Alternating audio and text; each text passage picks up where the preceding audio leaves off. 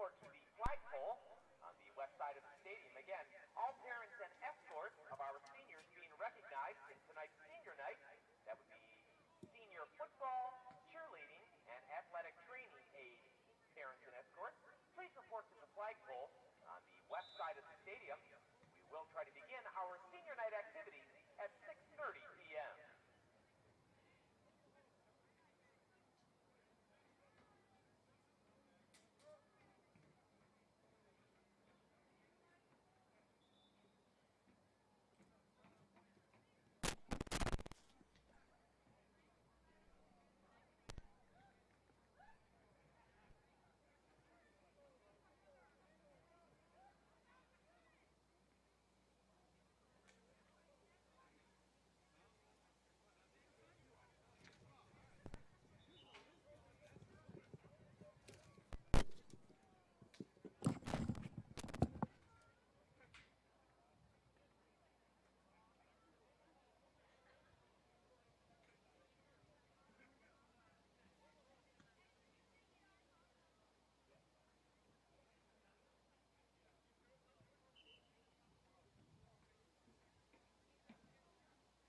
We do want to let you know that the National Art Honor Society is here this evening, and they are doing face painting on the home side of the stadium near the concession stand. So kids, young and old, if you would like to go to the concession stand area and get some face painting, the National Art Honor Society will accept donations that will go to support that particular organization.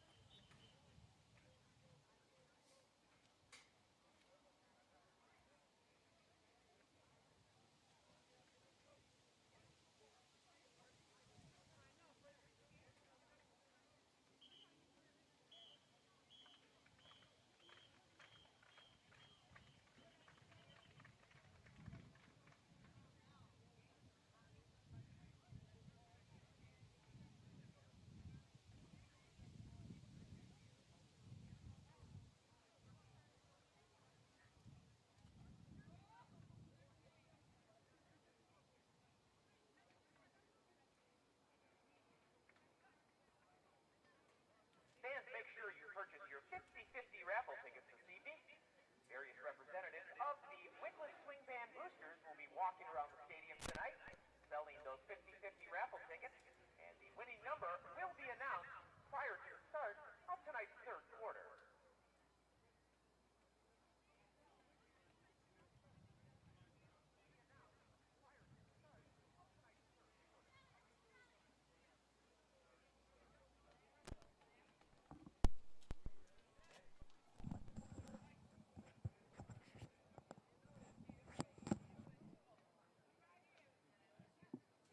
What's up, Kev? How are you?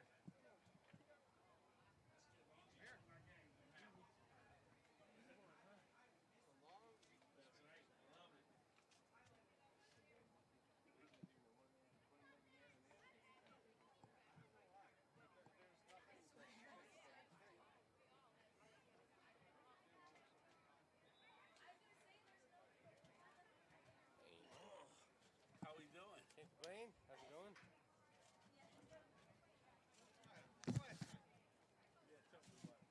At some point we're gonna get like an escalator or something. You and I will be dead, right? Yeah, right. Literally. That tough getting up. Yep. Bleachers did it for me. Hello. That's his brother, by the way. Who's brother? The one you was just talking to. Oh, okay. I'm Does Mark. he look just like That's him? me, yeah. I love that man. He's awesome. I like that hat. Where'd you get that hat from? I don't know, Mars gave it to me a few years ago, I think. Good, I like that. I like that one a lot. Yeah. Nice. It might have been only been a couple of years ago. It might have been their last playoff run. It might have been at Euclid High School when he gave this to me. Okay. When that game, remember? Yeah, that was a nice game too. Yeah. Oh, Yeah, one should have won mistake. that game. Yeah, we should have. But it was a very entertaining game.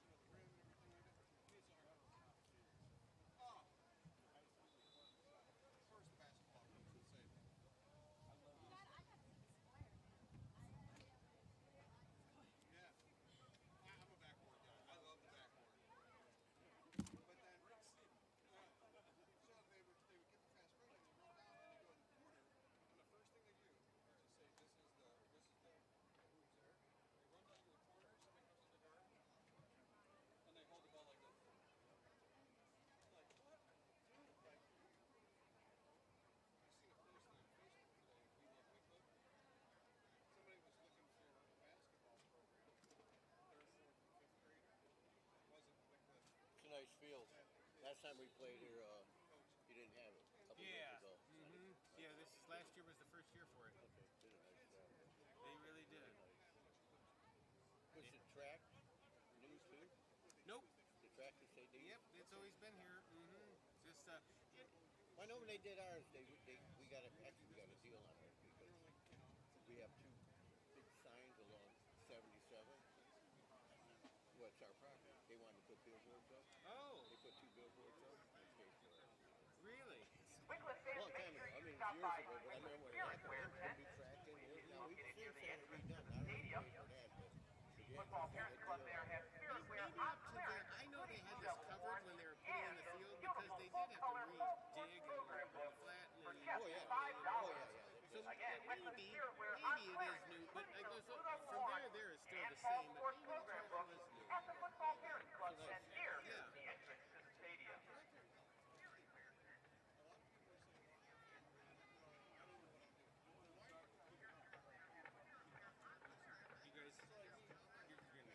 Who do you think you'll play next week? You know?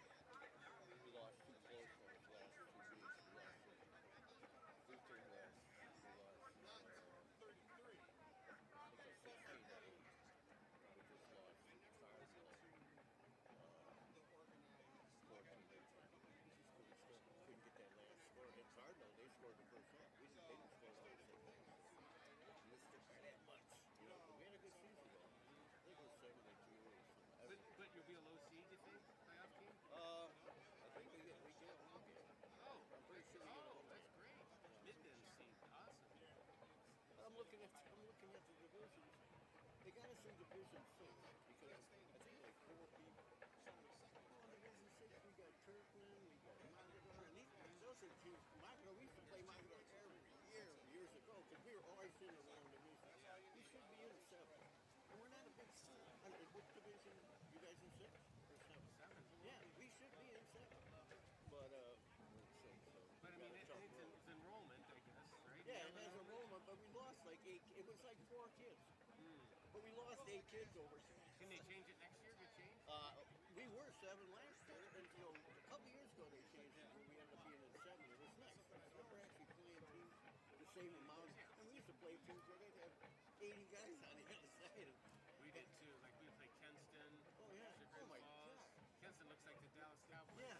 It's like Nobody's going both ways. We Well, want good half your evening, teams ladies and going gentlemen. both The ways. Wickliffe High School Athletic Department welcomes you to our annual football, cheerleading, and athletic trainer aid senior night, an occasion for recognizing the dedication and hard work of the student athletes and their families, as well as for offering a special thanks to them for all of their contributions throughout their time here at Wickliffe High School.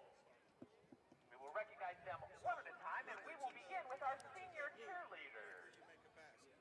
We start with Mackenzie Abercino. Mackenzie is escorted by her mom, Lori, her dad, Dave, her sisters, Tesla and Bradley, and her brothers, Nathan and Nunzio. Mackenzie has cheered 3 years at the high school level, 2 of them on the varsity. And following high school, she says she plans to attend Bowling Green State University and study early childhood education in order to become an elementary school teacher. That's senior cheerleader Mackenzie Abercino.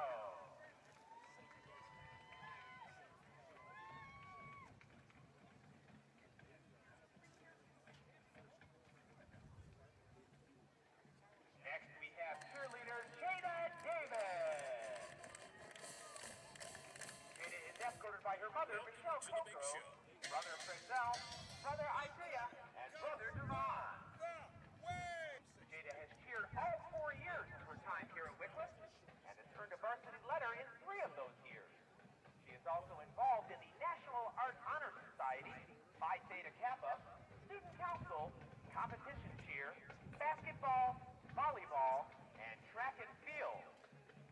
Upon graduation, Jada plans to enter the Bachelor of Science in Nursing program at The Ohio State University.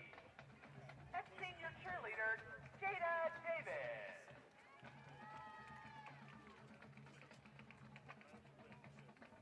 Next up, cheerleader Emma Kowalski. Emma is escorted by her mother and father, Kelly and David Kowalski, her sister Caitlin, and she also wants to note is escorting her dog Tram. Emma has done 4 years of football cheer and has lettered in 3 of those years. She is also involved in National Honor Society, as well as basketball cheer and competition cheerleading. She is undecided at this time exactly what school she plans to attend upon graduation, but she does intend on majoring in nursing. That's cheerleader Emma Kowalski.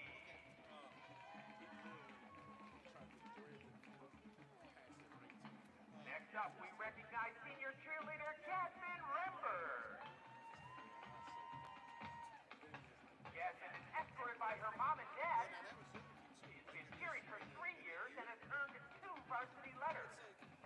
She is also involved in basketball cheer as well as competition cheer. And after high school, she said she plans to attend Bowling Green State University. That's senior cheerleader Jasmine Rember.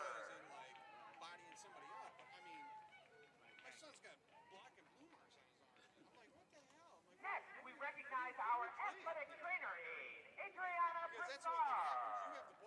Adriana escorted by her mom, Liz, and her dad, Dave. She has been involved in athletic training for 2 years, and is a member of the National Honor Society.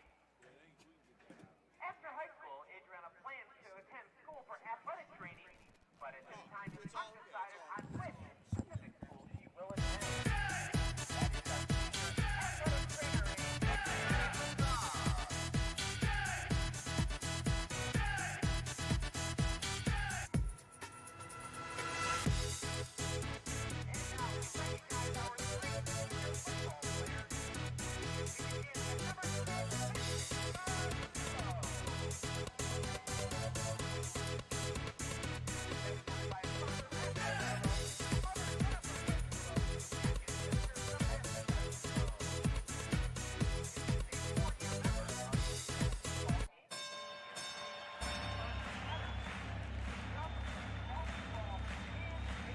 Ladies and gentlemen, welcome to the main event.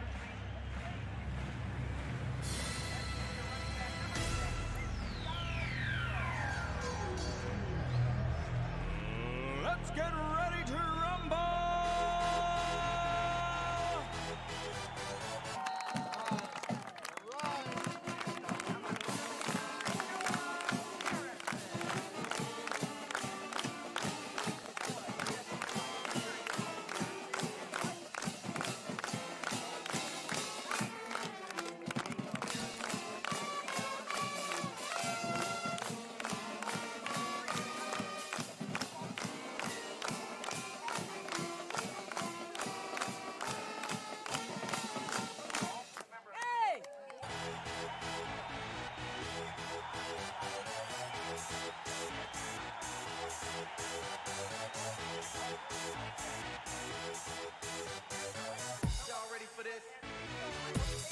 Oh, yes, we are. For the final time in the 2022 campaign, we are once again high atop the ridge at Wickliffe High School here at Wickliffe Memorial Field, where tonight your Blue Devils will be taking on the Red Wolves of Cuyahoga Heights High School. Good evening, everybody. I'm Mark Tennant, class of 1975. And Wickliffe football is brought to you by the Wickliffe Alumni Association. Wickliffe Alumni Association, and we are at wickliffealumni.org, and we're just happy as all get out that you're here to join us this evening.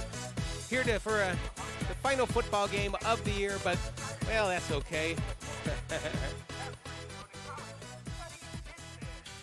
So it's senior night here at Wickliffe Memorial Field, and it's just a pleasure. Wonderful night, blue skies, some jet trails off to the west, but really it's just going to be a great night for football and a challenge for your Blue Devils, 100% for sure. The Red Wolves of Cuyahoga Heights come in with only 2 losses this year, very, very close losses, one to Lutheran West just recently by a score of 8 points, and another game previous to that where they gave up no points in the second half. So they're looking to come in, finish strong, and hopefully get a playoff game scheduled at home next week for the Red Wolves. For your Blue Devils, well, it's not the playoffs again this year where your Blue Devils have only won one game, but there certainly is some promise because of the young guys on the team.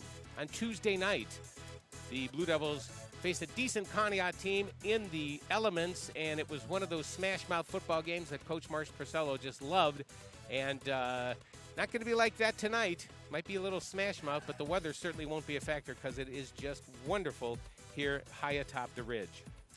Well, you might be wondering where my buddy is. Well, he's to the west of me about 15 miles down at the Music Box Supper Club where he's taking care of some business tonight. So you just got me and Danny Rowan, class of 1975, who was a pretty decent baseball player himself back in the day. Danny, thanks so much for helping out, buddy.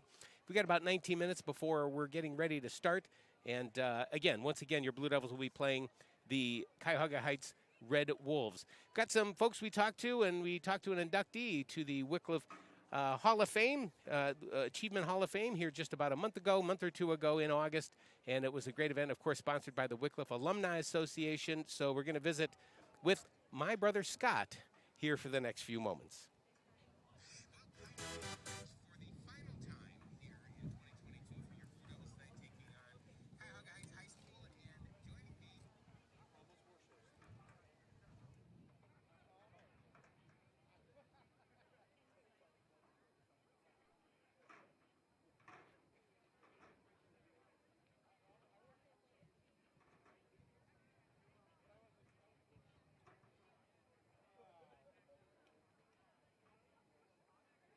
Well, high atop of the ridge for the final time here in 2022 for your Blue Devils tonight, taking on Cuyahoga Heights High School. And joining me is 2022 Wickliffe Hall of Fame inductee, my brother, Scott Tennant. Brother, what's happening? What's going on, Mark? Nice to see you here. Well, you know, it's you're doing solo with the play-by-play, the band announcing. Well, I'm going to be doing the solo with the Facebook and the YouTube and everything else. Thank God Mom and Dad moved to Wickliffe in the early 60s, huh? I don't know what they do. Having a good night. It's kind of bittersweet, right? Because, it wasn't the best season and, they're facing a really, really good team tonight.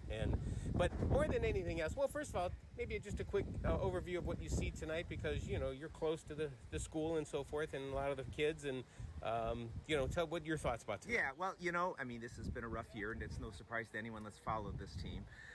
Young, we're doing senior night tonight, and there's 3 kids that I'll announce for football-wise, so not a lot of seniors. And, the one win we had was against a team that going into tonight still hasn't won a game, Brookside, although they got a shot to win one tonight. And, a lot of youth, a lot of injuries, obviously, and not just injuries, depth guys. We're talking top-of-the-line guys that, are missing significant time this year. So it's one of those seasons where you hope there's some learnings. I think everyone agrees that maybe there needs to be a little more time spent in the weight room by some of the guys. And, Coach Purcello and the staff have adjusted the scheme somewhat to fit the personnel. I'd like to see that continue next year. So, hopefully they go out with a pretty good effort here. You're going to see a lot of young kids. And, we'll see how it goes. And as you said, against a really good Cuyahoga Heights squad. So a couple of nights ago, you had a chance to see the junior varsity Blue Devil team play. Yeah. Because these are so young kids, a lot of those kids I'm sure played the other day. What firsthand, what you've seen, what can we look forward to here in the next couple of years, and your thoughts about all of that? I'll tell you 2 guys. Well, this was a win over Conneaut that they got in the intense wind and cold. So it wasn't a big passing night, and. 2 guys that really stood out to me is a guy that you'll see here tonight, Frankie Bukar, our cousin, Frankie.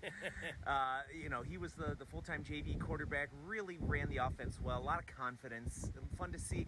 But a kid that, whose name we haven't called a lot that I think we will be is Jimmy Feaster, who's a guy that I think he was number 2 at the varsity level. He was number 12 the other night. He was the featured back, and I'll tell you, Jimmy runs hard, he runs fast, and he's the kind of back you need in this pistol wing T offense. So, lots of promising underclassmen in that game, but offensively, at least, those were 2 that stood out for sure. So, congratulations, of course, on getting inducted into the Hall of Fame this year. You. But what I did want to ask, and, there's people who go, okay, well, he's a Tennant, of course he's going to get inducted and this and that. But you people have no idea what his days are like. First of all, you have a full-time job with a company, a local company, which takes up a ton of your time. Sure, yeah. But so does, and this has almost been a goal for you, you've wanted to do the PA announcing for every sport at the high school, and you finally accomplished that this year, right? This year was when I picked up football. So now, for the last several years, I've done soccer and volleyball and basketball. But now I'm the full-time guy for the swing band, my 9th season doing the swing band. Yeah. Full-time for football, volleyball, boys soccer, boys basketball, and girls basketball. So that was it, man. That was the summit right there, So with my nephew, or your son Jack, who is his last year and running cross country, and because you go to his meets, describe a typical Saturday in the Tennant household. Well, I'll tell you, tomorrow actually is a relatively light Saturday because there's nothing tomorrow night. But tomorrow we will get up and drive out to Madison High School for districts in what is likely to be Jack's last meet of his career. He's our 5th and youngest kid and our only cross-country runner, so he's a senior. And then I will come home and get my stuff, and I will head to Hunting Valley because I am also the full-time announcer for University School Soccer. I also do their hockey. But they have a sectional playoff game tomorrow that I will announce as well. And then come home and we've got to clean out the basement. But, it's good to find some time. But there are a lot of times where we'll do cross-country in the morning, I'll announce something afternoon, and then there's a band festival or something that I do at night. That's pretty common, and honestly, Mark, I wouldn't have it any other way. Oh, that's great. Final one for me. With the other sports, not just football, that you get to see, what is your favorite sport to, announce for? And the kids, and I know, okay, I'm putting you out there on this, but where is your... I'm willing to say it. I'm willing to say that it's soccer, boys and girls soccer, because, I ran the Wickliffe Soccer Club for years, coached youth soccer teams for a decade and a half. There are still kids here who I coached, either indoor or outdoor. And this week saw 2 great sectional wins for the Wickliffe Lady Devils girls team over Canton Central Catholic. And then last night, the boys defeated a really good Canfield South Range team that last year was a regional qualifier and that was running step for step for us with us. And, this is a senior-heavy boys soccer team.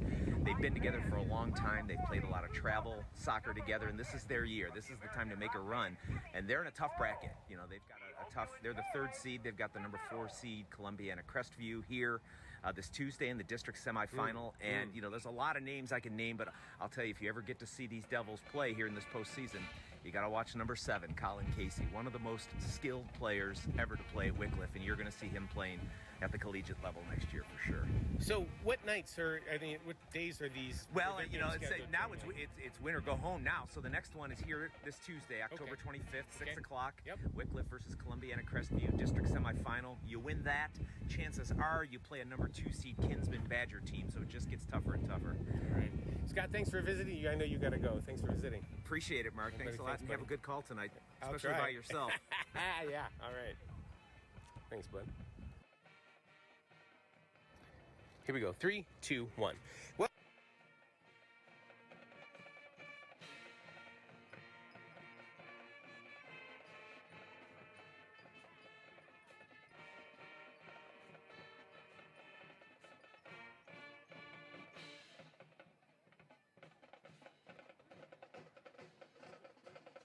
Well, in the background, you hear your Wickliffe High School Swing Band performing their pregame, and actually they've got members of the middle school band in with them. They usually do that once a year, and it's usually earlier in the year, but they decided to do it the last game this year, and that's why it's a little bit louder because we have more folks there on the field. And Danny Rowan joins us up here high atop the ridge. Danny, good to have you with us. Looking for a good game tonight, pal.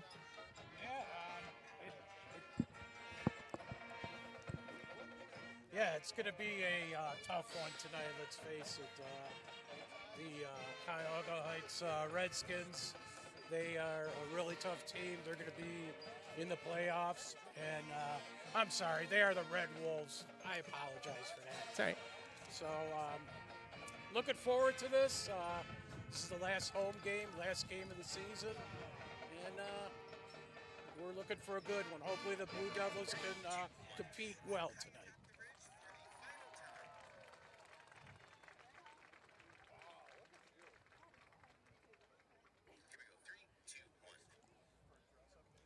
All right, we had a chance, of course, to visit with head coach Mark Purcello of your Blue Devils for the final time this year. And, because this is one of the one of the times of the year where you're going to kind of reflect on the year that has and the year that's to come. And this is Coach Purcello moments ago. Well, high atop of the ridge for the final time here in 2022 for your Blue Devils tonight, taking on Cuyahoga Heights High School. And joining me is 2022 Wickliffe Hall of Fame inductee, my brother, Scott Tent. Again this week, so. I heard. We'll talk about that. Yeah. Okay, here we go. 3, 2, 1. Well, as we said prior, the final time this year in 2022 that will be up here high atop the ridge. And this evening it is the your Wickliffe Blue Devils against a very good Cuyahoga Heights team. And of course, as always, before the game with head coach Mark Purcello. And coach, how's the team? How was the week?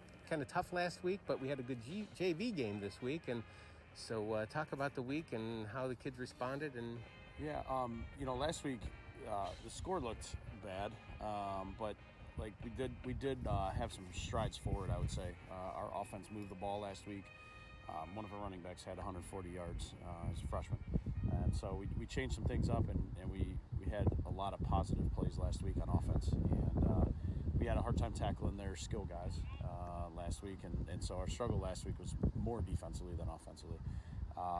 But going in this week, we did have a few injuries, so we are down some guys. And the weather was really bad this week, So let's talk about the injuries this week. Who will we not see, and is somebody going to miss their final game? Well, we only have one senior, and that's Vince Gargiulo, and he's playing tonight. So he gets to play in his last game. Ryan Quinn's out. EJ Mester's out. EJ's out. Yeah, Blake Promozic's out. And then all of the other guys that were injured. I think we're up to about 15 injuries. So Frankie Buchar will be starting this evening? Yes, he will. What about the last couple of weeks? Well, last week anyway, we used both guys, and I kind of was looking forward to seeing that. I'm sorry to hear about EJ this week not being available. But are you going to go up under center? Are you going to we'll talk about what we're going to see? Yeah, we're going to start under center. It was our plan last week, is we wanted to stay positive. We were getting into a lot of third and longs and second and longs and punting on 4th and 15. So last week I don't think we went backwards at all. So we were never in any down where we were 10 plus. It was a positive thing. We were going forward, and the under center stuff is my bread and butter really from when we originated. When I took over, and and we're going to do a little mix, I think, of both. I like Frankie out of the pistol too. So we'll see. Well, this evening it's Cuyahoga Heights, a Red Wolves team that's pretty good.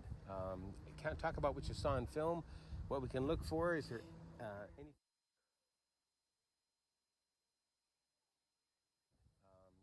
Talk about what you saw in film.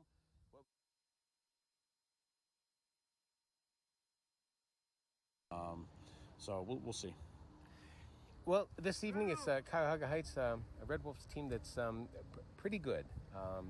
Talk about what you saw in film, what we can look for. Is there anything that you can possibly exploit this evening, maybe with speed? Well, the thing about Cuyahoga Heights is they do what they do. I think we played them for the first time in 2015, maybe it was.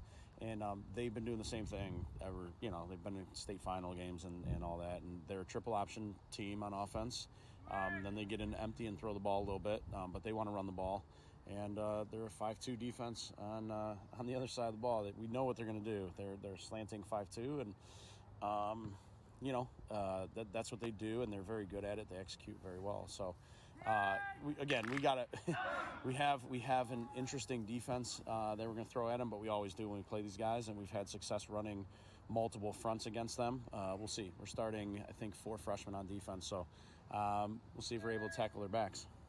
So, Coach, looking ahead to next year, and as we were talking about a promising JV game the other night, and with Frankie getting older, and of course EJ will be a senior next year, what does the off-season look like? A little bit more in the weight room? I mean, more back to basics? I mean, do you think these guys are going to mature enough to where you could start giving them more? What are your plans, and what do you see between now and next August? Yeah, I do. I think where we need to get better is, our skill guys have to get stronger. We're in a few games have gotten out-muscled on the perimeter. and don't get me wrong, these kids work pretty hard in the weight room. They're just young, and when you're playing a sport like football, it's hard to compete when you're 15 and you're going up against 18-year-olds, and a lot of it comes down to strength. And some of these teams, Harvey and Trinity and some of these guys, they got some older, they're senior skill guys, and they're thick-legged kids. And a couple years ago we had Chase and Mason. Those guys were thick-legged kids because they were seniors. They were senior heavy. These guys will get stronger, and they're going to get faster. And I'll tell you what, I'm proud of them. I told them in our pregame meeting, I said, we're really proud of you guys. You guys show up every day. You work really hard. They do. They come to practice every day, and they work really hard. And their knowledge of the game has increased for sure. It's definitely improved. If you turn on our film, even from week 1 when we won to now, there's things that we're doing much better than we did in week 1, even though we beat Brookside that week. We have improved. The injury bug has hurt us, and we're very young. Coach, thanks so much. Good luck tonight, and looking forward to next August already. Thank you. And there you have it, Coach Mars Purcello of your Wickliffe Blue Devils, who's looking forward to a good off-season, a learning off-season, and before all that, a good game tonight here against the Red Wolves of Cuyahoga Heights High School. Well, we're getting just about 4 minutes away from kickoff, and Danny might as well go with the starting lineups. I will start with the starting offense for the visiting Red Wolves. Number 2, playing a slot back, it's Seth Kusia. Number 5 is Francis Connors. He will be the tight end. Number 8 is Jacob Stewart. He is a senior split end as well. Number 12 is Nick Armbrust, and he's a 6'4", 140-pound split end. 13 is Devin Dezek. He's 150-pound. He is your quarterback. Number 17 is Andy Jakubczyk. He is the fullback in the backfield behind Dezek. Number 50 is Jake Young, 215-pound tackle, and he's a senior. Number 53 is Jeremiah Reed. He is your guard. Angelo Rocco, we've called that name before over the years. He is a 6 foot, 180-pound senior. Number 73 is Nick Novak. He will be a guard on the one side. And finally, Rocco Perconte, a junior, number 78, and he will be your center. And that is your starting lineup for the Red Wolves of Cuyahoga Heights High School. Danny, the defense. And the defense for the Wickliffe Blue Devils, we have number 1, Nunzo Zivnaska, a sophomore. Number 2, Jimmy Feaster, a freshman. Number 3, Jake Beal, a sophomore. Number 4, Ralph Jackson, a freshman. Number 6, Vincent Gargiulo, a senior. Number 8, Logan Russin, a sophomore. Number 11, Chase Benadio, he's a junior. Evan Lindick, number 51, he is a junior. Gio Moppins, number 53, he's a freshman. Noah Dome, number 56, he's a junior. And Mitchell Lindsay, number 75, he is a junior. All right, there are your starting lineups for both teams. And we're just about 1 minute and 52 seconds away from, about 2 minutes away from your opening kickoff as the Red Wolves square off against your Blue Devils this evening here high atop the ridge. Well, lots of action going on around the CVC this evening. And, boy, we've got actually some, since this is the last week of high school football, playoffs will be starting next week, and there will be a lot of teams from the CVC participating. Hope to be participating, of course, the Red Wolves from Cuyahoga Heights, hopefully in the postseason, Kirtland Hornets as well, and a lot of game schedule. We'll have some scores up for you here in just a little bit. In the meantime, we are waiting for the Blue Devils to make their way out from the locker room, and I guess it's a really, really good time to talk about the football team this year, because as you heard Coach say, if you're just joining us, welcome along the Worldwide Blue Devil Network tonight. The Blue Devils against the Red Wolves of Cuyahoga Heights High School. And the one thing about the team was they are just so young. There's one senior on the team, Vince Gargiulo, and he is playing tonight. And again, that actually does give us something to look forward to, Danny, because a few years back when Chase Ford Camp and all the other guys that were coming up through the middle school and then were starting as freshmen and sophomores by the time they were juniors and seniors, big, strong kids, got in the weight room and just really grew. And it was just fun watching those guys, and hopefully here in the next couple of years we'll be back to that. Yeah, we need just stability and hopefully good things are ahead here. So while Scott Tennant, your PA announcer, is introducing the Blue Devils, and of course they all come out as a team.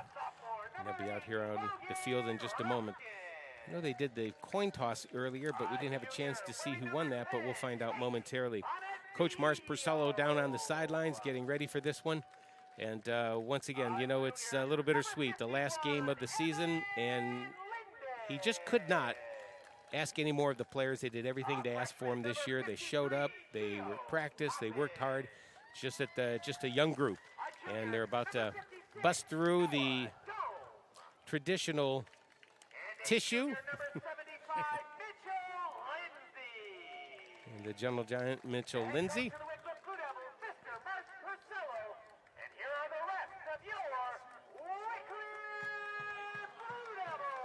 And always coming out as a team and being led by number 2 of the Blue Devils. And that, of course, is Jimmy Feaster.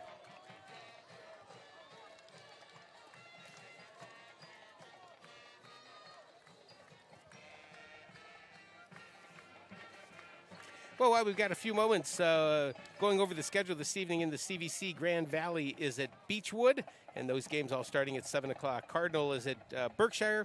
The Chagrin Falls Tigers are at Geneva to take on the Eagles. Of course, the Dragons of Lakeside High School, big game, always is every year when they host Edgewood. That is this evening out in Ashtabula. The Longhorns of Lutheran West will be visiting the Harvey Red Raiders, the Hawken Hawks against the Crestwood Red Devils. Independence is at Brooklyn this evening. Orange is at Kirtland. And Western Reserve Rough Riders are at the Trinity Trojans. And, of course, the game that always happens generally at the end of the year, it is the West Geauga Wolverines against the Perry Pirates. The other action along the way, and we'll have scores for you here in just a little bit. We've got a game for you coming up right now. The captain's meeting at about they're actually switching sides of the field. And it looks like the Blue Devils will be kicking off. And they'll be kicking off from your right to left. The Red Wolves of Cuyahoga Heights, they were in their visiting white jerseys with red numerals. They have the gray pants with the red and white stripes up the side. They have silver helmets with a black and white stripe down the middle. Deep for the Red Wolves, Seth Kusia and Jacob Stewart will be back in deep, and Nunzio Zivnaska will be kicking off. And, of course, Eliza, number 12, will be handling the field goal and the extra point duties for this evening. And we're about ready to get started. Nunzio Zivnaska, the ball teed up on their own 40. And we're underway. Kind of a short pooch kick, and it's going to be fielded at the 22-yard line. And right up the middle, that is number 8 for the Red Wolves. He's at the 50, the 45, and he's knocked out of bounds. And that would be Jacob Stewart, would be just caught that ball at about the 22 and made his way here to the near side and is able to make his way over the 50-yard line, and that's where the Red Wolves will start 1st and 10, and that will be at about the Blue Devil 41-yard line. Will begin 1st and 10 from the Wickliffe 41-yard line. Well, of course, Vince Gargiulo manning this near side. He's always an active player for the Blue Devils. He'll be all over the field this evening. And behind center right now is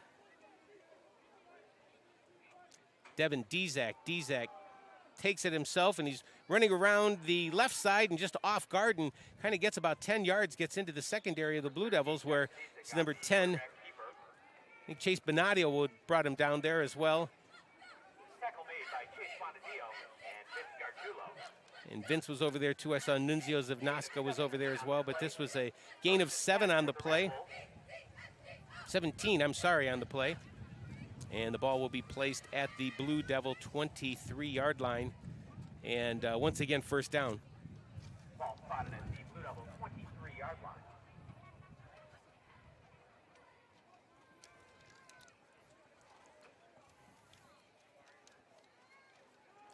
And handoff off the left side to number 17 for, that's Eric Anderson.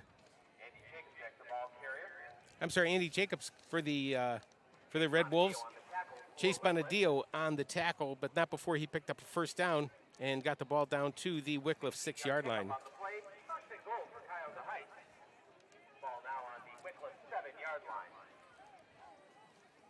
Ball's on the 7-yard line of the Blue Devils.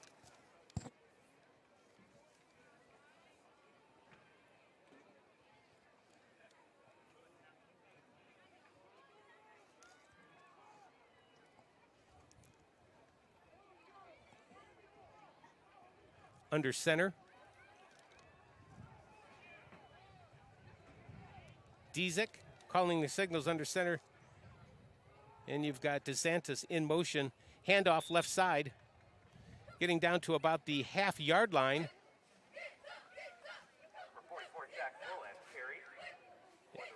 And Zach Zoldatz carry for the Red Wolves. Coach Al Martin of the Red Wolves sends in the play. It's going to be 2nd and goal at about the 1-yard line. Dezak under center. Handoff up the middle, number 44 off the left side, and that is a touchdown. I believe once again that was Zoldatz. And that's 6 points for the Red Wolves with 10:21 to go. Coming on for the extra point. Looks like they're going to... Oh, that's right. It's been a while since we played these guys. And special teams, the line lines up usually to the left or the right side, and right before they snap the ball, the line runs over and sets up at about the 3-yard line. That's what they're doing right now. And it looks like Noah Wilson's looking to line up for the extra point. Snap, spot, kick, up, good. With 10:21 to go here in the first quarter, and on their first possession, they look impressive. The Red Wolves of Cuyahoga Heights up ahead 7-0. And we want to welcome you along, and we're just joining the webcast. Thanks so much. Mark Tennant along with Danny Rowan, class of 1975, where we're kind of running solo here without the man, our buddy Frank Foti, out this evening. And this is the final game of the 22 campaign for the Blue Devils. And the one problem that Coach said, and actually a couple of the coaches I spoke with, was the fact that, Danny, this Cuyahoga Heights team, they're a big team, and there are a lot of little guys, and just being able to wrap up and, being able to tackle them without getting another 5 or 6 yards, and that just kind of seems they're so big, their momentum carries them, and it's just a matter of getting them on the ground. I mean, both times the Red Wolves had a couple of running plays on that. They were touched just about at the line of scrimmage, but just unable to bring them down, and except for that one about a 17-yard run there at the beginning. But we'll see what happens now. Number 56, that'd be Noah Wilson kicking off for the Red Wolves. And ball comes down at about the 20-yard line. And I believe, is that Vince? Nope, that's number 7. That's Frankie Bukar.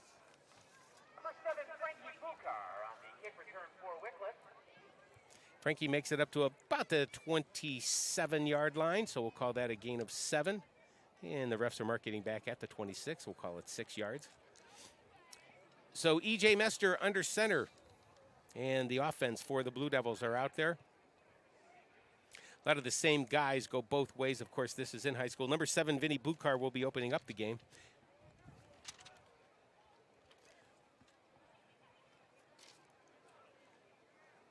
And up under center is Bukar at their own 26-yard line. Frankie rolling right, looking, toss out to number 8. I believe that's Logan Ruskin. Logan is up to about, he's about up to the 41-yard line.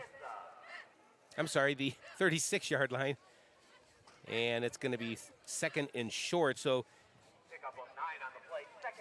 Bukar was able to run to his right and throw it over to Ruskin, and Ruskin had a nice head of steam going, was able to get up to a 9-yard gain, and Frankie's coming back in the game after the play from Coach Purcello. 2nd and 1.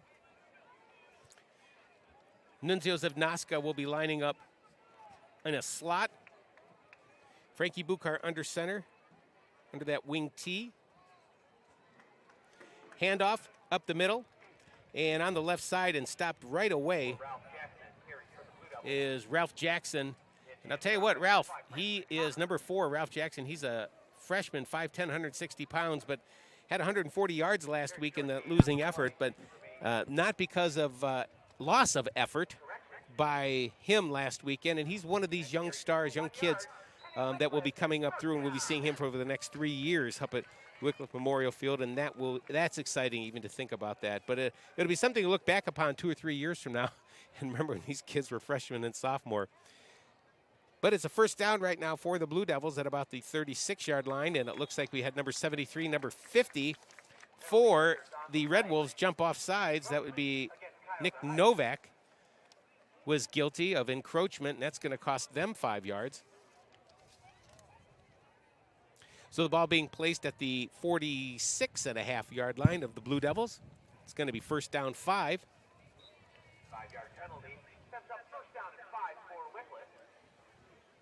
Frankie Buchar back in the game. Ball at the Blue Devils' 41-yard line.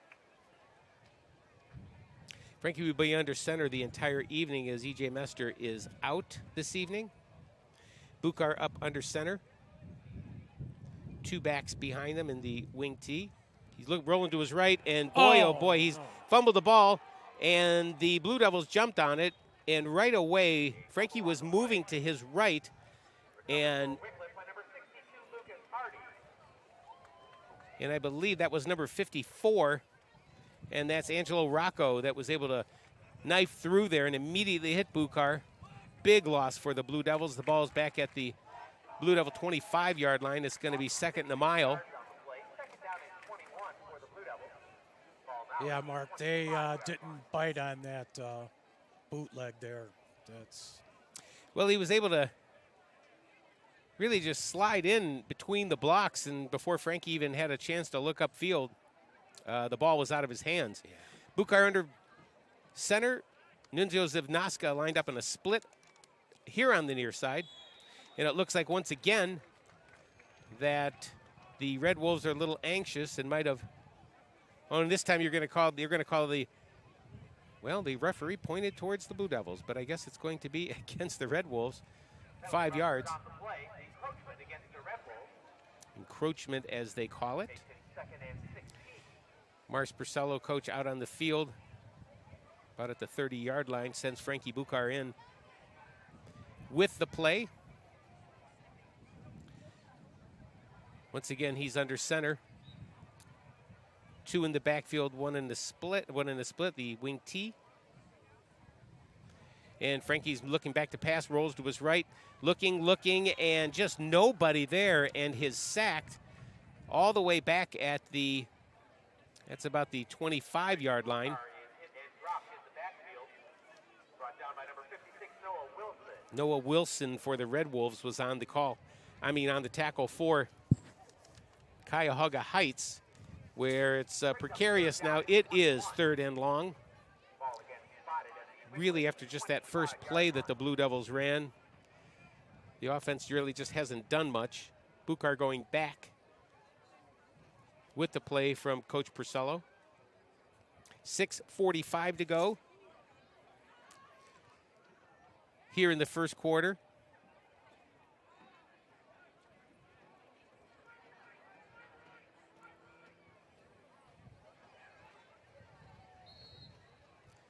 And what? Delay, I believe, delay a game. Wickliffe with delay a game. And that's going to cost them another 5 yards. Ball moving back to the 20-yard line. Will be 3rd and a marathon. Yeah, Mark, I don't know what you draw up on 3rd and 26, but hopefully it's something good. Yeah, I'm probably guessing they're just going to hand the ball up the middle and just maybe try to get a few yards and be able to kick themselves out of this.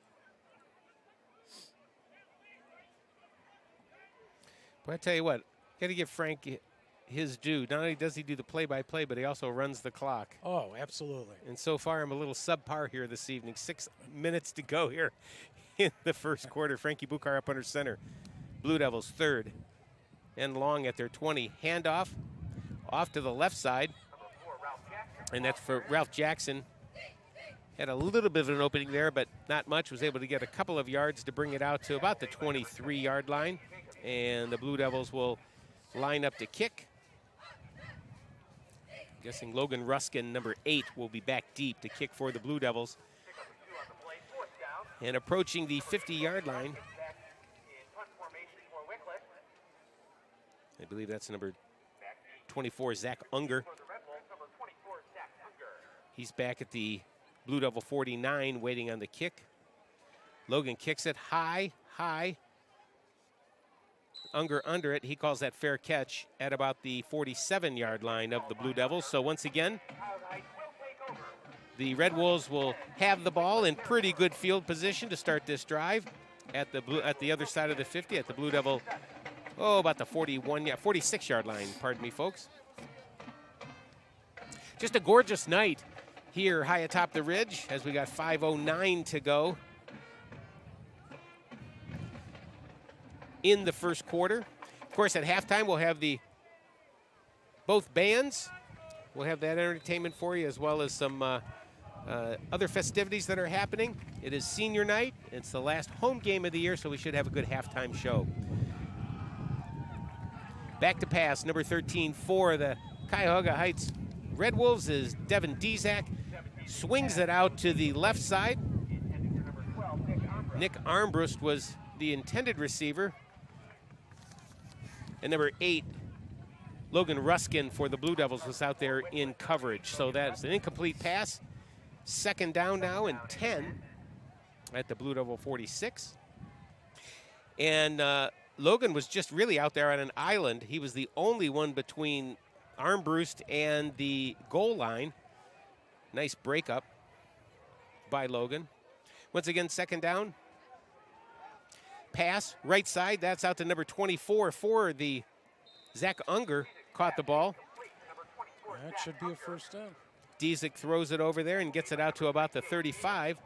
Jake Beal on the tackle for the Blue Devils. That's going to bring up a first down.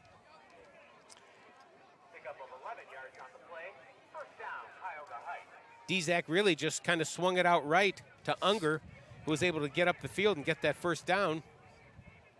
Nice pitch and catch here on the near side of the field. At the Wickliffe 35, first and 10. Dezak under center. And he throws out to his left again, once again to number 8. And he had to go high. Jacob Stewart that was. But right there, Logan Ruskin was able to bring him down. So it looks like we're going to be able to see, probably these two go at it between now and the fourth quarter. Another really, really good play by Logan. Again, out there on an island, and was able to bring him down. Almost knocked the ball down again. It was almost an identical play to that first down that they ran a bit ago, but it's a 4-yard gain. It's second down and 6 for the Red Wolves. Dezak under center. Calling signals. In motion is number 2. Give up the middle. That'd be number 7 for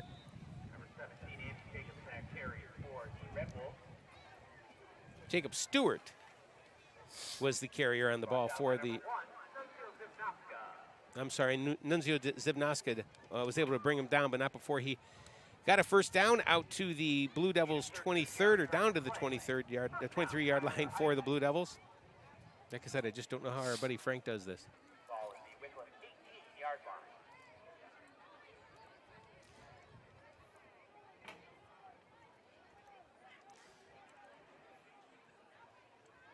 Under center is Dezak. And he keeps it, running right side, gets down to the 10. He fumbled the ball down about the 7-yard line. Still, it looks like the Blue Devils just jumped on it.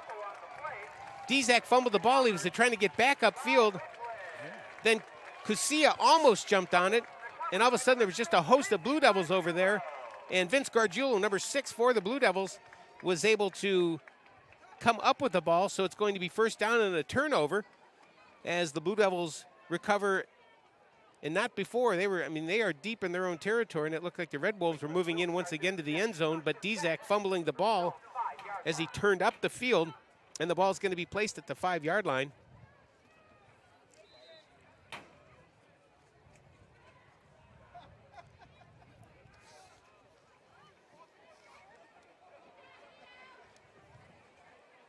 Frankie Buchar leading the Blue Devils out.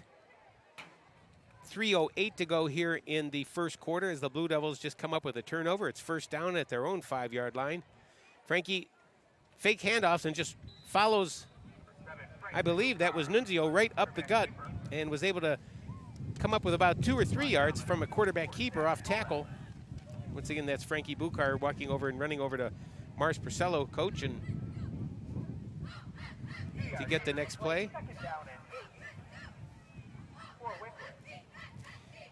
If you're just dialing in, welcome to the Worldwide Blue Devil Network. Mark Tennant along with Dan Rowan, both class of 75, bringing you this evening's game between the Blue Devils and the Red Wolves of Cuyahoga Heights High School. We are about 2 minutes and 30 seconds to go here in the first quarter. Frankie Buchar under center.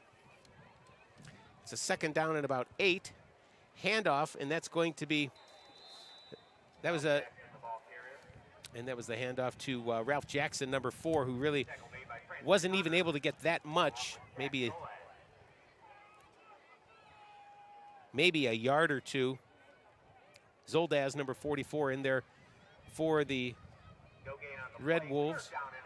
3rd and 8 for the Blue Devils, although the marker is still at first down. It's the 3rd down now. Frankie Buchar coming back in the game. Clock winding down here in the first quarter. Red Wolves up 7-0. They scored on their first possession. Turned the ball over on their second possession. It's 3rd down now for the Blue Devils. Frankie Buchar pitches right and stopped at the line of scrimmage for essentially probably maybe even a half-yard loss. Number 4, Ralph Jackson, and the Blue Devils will have to punt here on 4th down. Talking with Coach Purcello, they are going to be traveling to Cuyahoga Heights tomorrow, and he said he is taking all of the sophomores and all of the juniors that don't start. He's going to take everybody tomorrow. So they're going to start at 10 o'clock, if you're so inclined, over just on the near west side. Logan Ruskin in his end zone to punt, but hold on. You've got Laundry on the field, flag on the play. The Blue Devils were flagged for movement along the line, illegal procedure. They're going to move the ball back 5 yards, and that's going to put Logan Ruskin just about on the line, well, of the soccer field anyway, but he's about about 9 yards deep in the end zone, just under the goalpost. Going to try to punt this ball out. And Zach Unger, number 24, is standing at the Blue Devil 35. Logan kicks it, high kick. Unger runs under it, catches it's a fair catch at about the 28-yard line. And that turnover by the Red Wolves, no harm, no foul. They take over once again with about 49 seconds left to go here in the first quarter. Don't forget, at half, we will be featuring both bands. As we always, one of the bigger treats of the webcast, certainly, every week when we do the games, is the marching bands with all the pageantry and so forth. Right now, first down, Dizak. He's in a shotgun. Gets the ball looking to throw over the middle. He has number 8 on a crossing route. And once again, probably his favorite target. That's Jacob Stewart. Stewart gets down to about the 16, 17-yard line. That's going to be second and really, really short.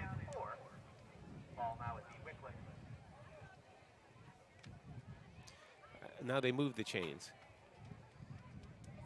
And And it is a first down. Dzak in the shotgun, standing at about the 21-yard line. Calling signals. Looking to his left. Throwing once again over to the middle, just about on the left flat to number 5. That's Francis Connors. Connors was able to get down to about the 6-yard line, where it will be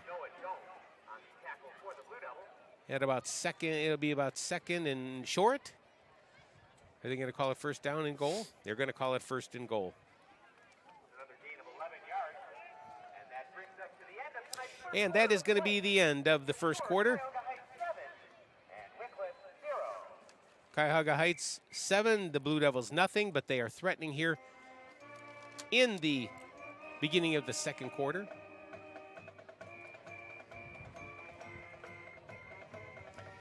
It's just something you haven't seen in a long time. The band playing selections from the bleachers in the first half. Between quarters. And I see, Danny, they have a rundown. They have that minute clock now that they set right at the half. And I guess teams have a minute to get ready for the second quarter. I had noticed that all year. I didn't even know about it, to be honest with you. Well, I mean, I saw them start the clock after it ran out. So they must be timed between quarters. It's down to 8. Yeah. But we're going to be starting here this second half. Wherever you're at all along the way here on the Worldwide Blue Devil Network, welcome. If you're just clicking in, 7-0, beginning the second quarter, and a beautiful night here high atop the ridge as the Blue Devils taking on the Red Wolves of Cuyahoga Heights. Team looking to go to the playoffs next week, as this is our last game for the Blue Devils. Just couldn't ask for a better night weather-wise, considering the last few days and what it had been here, huh, Dan?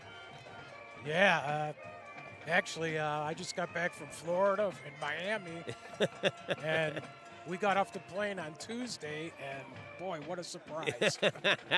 Yeah, it was something on Tuesday. It looked like we were going to see that until next April, but had some good weather yesterday, some really good weather today, looking for some good weather this weekend, and great high school football weather. You couldn't ask for better. Last week of the regular season, and it's second quarter. Beginning the second quarter, Dzak under center, looks to throw to his right, puts it up there, and in and out of the end zone.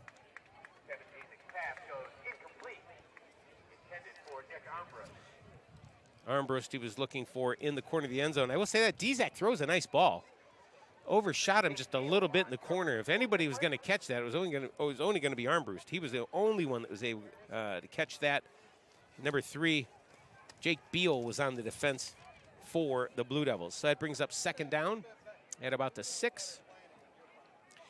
And you've got Armbrust split out right, wide right. And you've got Dzak under center. Handoff left side. And in for a touchdown for the Red Wolves is number 17, Andy Jacobzak. Andy Jacobzak. All right.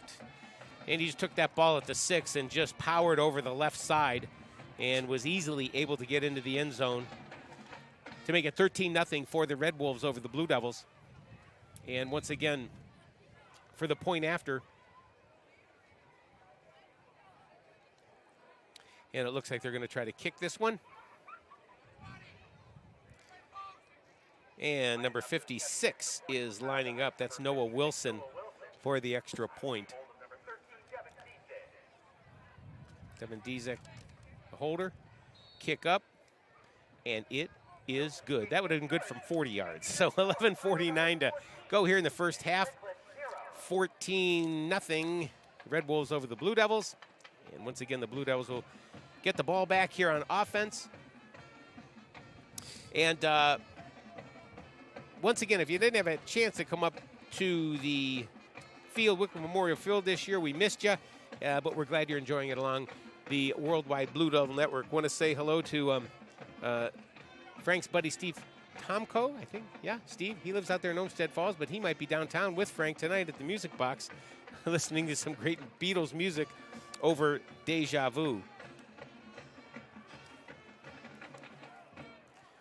So it's 11:49 to go here in the second quarter. Nice crowd this evening here for the last home game for the Blue Devils.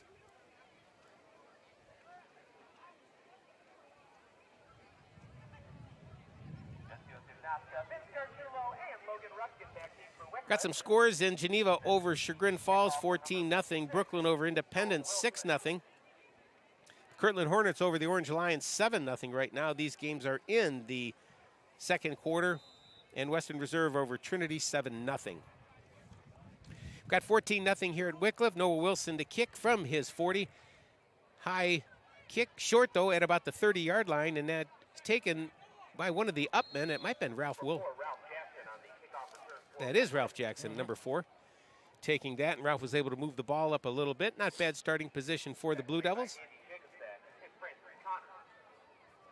Francis Connor and Andy Jacobzak for the Red Wolves on the tackle. So that's going to bring up first down at the Blue Devil, their own 33-yard line. Frankie Buchar in with the play. First and 10, Wickliffe. Blue Devils will begin from their own 33-yard line. And Frankie Buchar is in the shotgun. In motion. And there's the give to number 10 for the Blue Devils, who was just bought. Chase Bonadillo was nothing doing. He got just about to the line of scrimmage on an end around, if you will. Frankie Buchar was able to give him the ball and maybe a gain of a yard. That was a short yard. 2nd and 9, we'll call it. I believe that was number 53 for the Jeremiah Reed for the Red Wolves making that play. Frankie Buchar is in the backfield. Under shotgun, calls the signals. Handoff Bonadillo once again, and just nothing doing. Right there was number 55. Caleb Mahoney, I believe. Yep. Mahoney was right there, and I don't even think anybody touched him. There's a loss.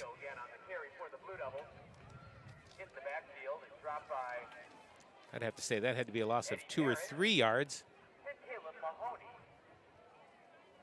Mahoney, big kid.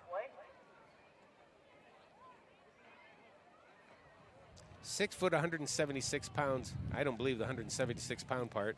I don't think I do either.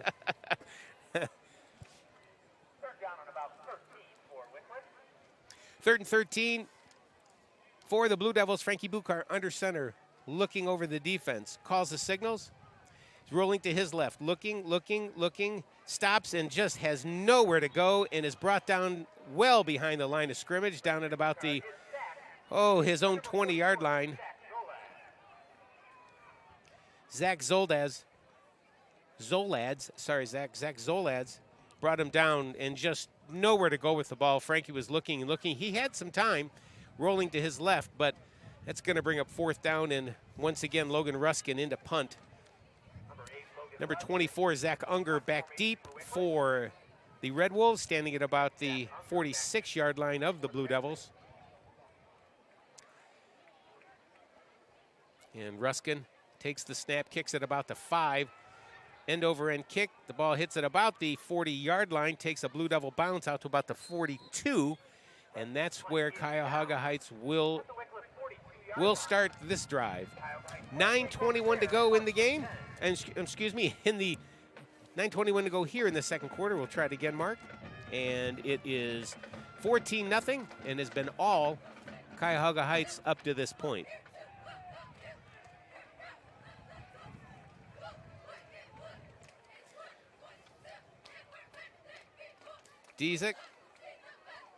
Devin Dezek, number 13, coming out and leading the Red Wolves back up to the line of scrimmage. In a shotgun. And he gets the ball, looking back to throw right over the middle, and he has got Armbruster right over on the right side. He was able to pick up a couple of yards after that, but Blue Devils were right there to bring him down, but not before he picked up a first down. And that's going to be another Red Wolves first down at the 31 of the Blue Devils.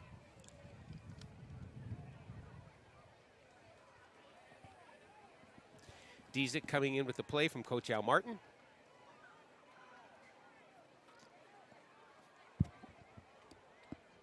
And up to the line of scrimmage. In a shotgun. Looking over to the left side, he's got number 5 about 6 yards down the field. That's Francis Connors. Connors makes his way, grabs about another 6 yards, and was able to get down to about the 18-yard line where he picks up another first down for the Red Wolves.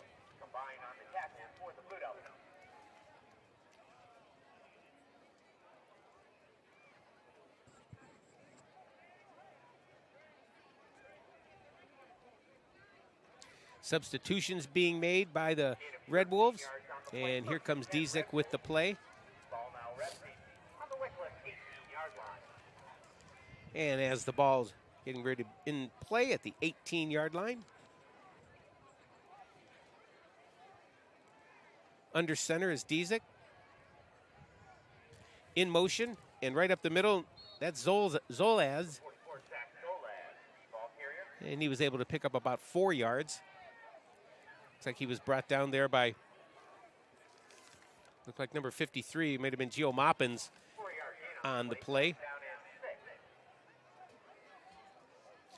And it's going to be 2nd and 6 for the Red Wolves.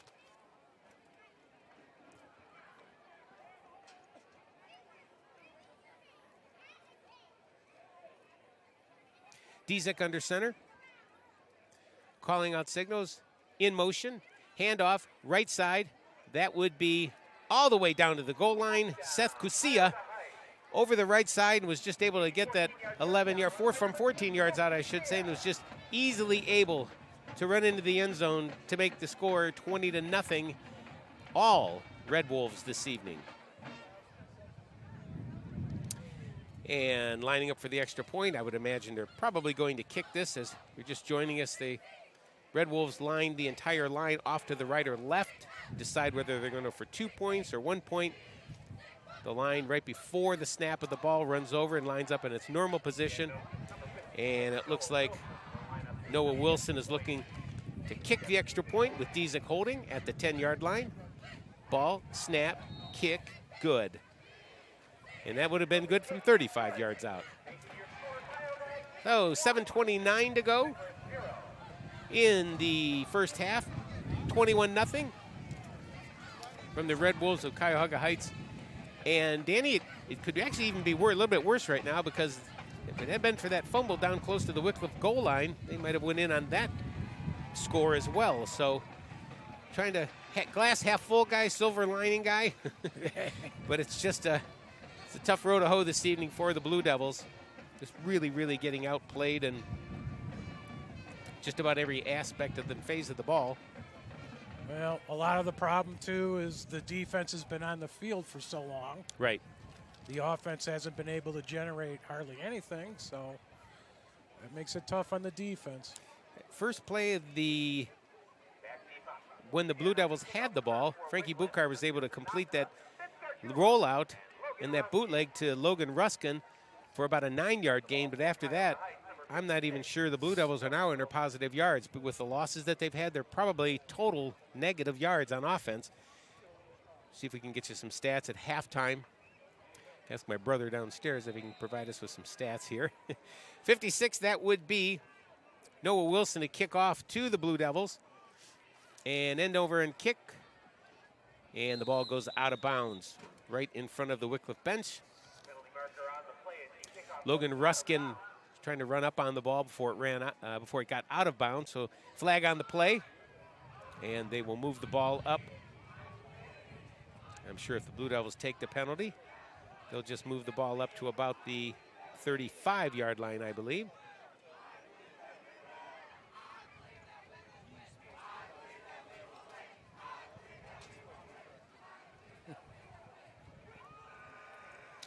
And they're getting the new pigskin in there.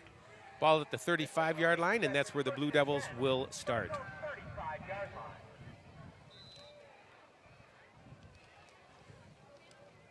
Frankie Bukar and Vince Gargiulo making their way into the huddle. Breaking the huddle, Frankie Bukar is going to be in the shotgun. And Gargiulo off to his left. Frankie looking over the defense. in motion. And in motion was number 10 for it, and that once again was Chafe Bonadio. And once again, nobody was fooled on the defensive side of the ball. Angelo Rocco, once again, calling his name, was able to make that play. Loss of 2 yards on the play. 2nd and 12 from the Wickliffe 33-yard line. 2nd and 12, another 2-yard loss for the Blue Devils. And like I said, Danny, I would think they are a negative yard, total offensive yards right now at this point.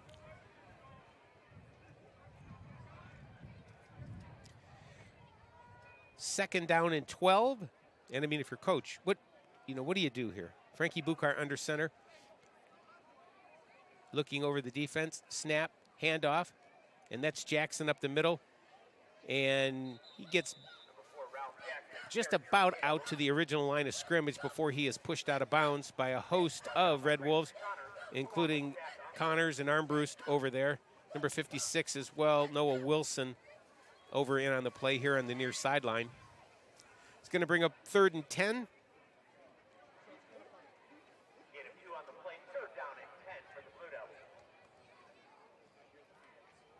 Coming up at halftime, we'll be featuring the Red Wolf Band and the Wickliffe High School Blue Devils Swing Band as well for the last time this year. And I imagine they have something special planned for us. Looking forward to that. 3rd down and 10. Frankie Buchar up under center. Jackson behind him. He pitches to Jackson running left. Jackson over the line of scrimmage and just about, that's all he gets. Right away, coming up from his linebacker position. I get a number here. Number 5, Francis Connors, was able to come up. And I mean, I thought Ralph was going to get around the corner at least for 2 or 3 yards, but he was right there. And the Blue Devils are going to have to punt. Logan Ruskin standing at about the 20. Zach Unger, number 24, at about his 40. Kick. And Unger takes it, and he calls for a fair catch at their 37-yard line. So 5:03 to go here in the half, where it is 21-0.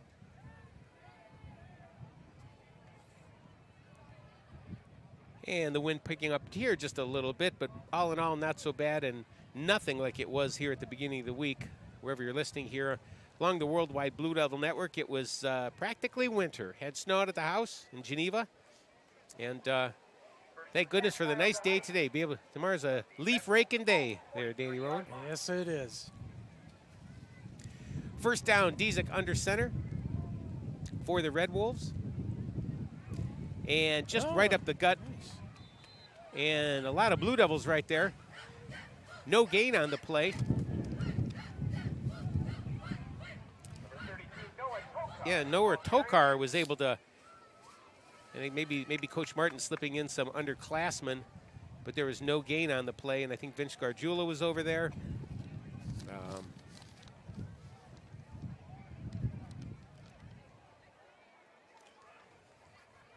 Short gain on the play, 2nd down.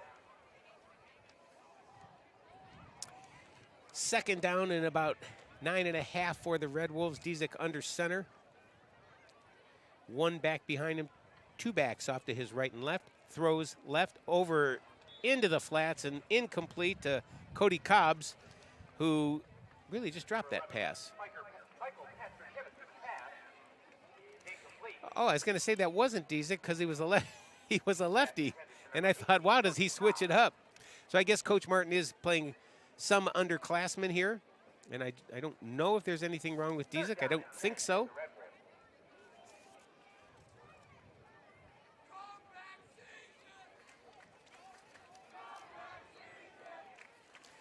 And we do have a new quarterback for the Red Wolves. That's number 11. And he just about ran the same play that they ran before, Cody Cobbs.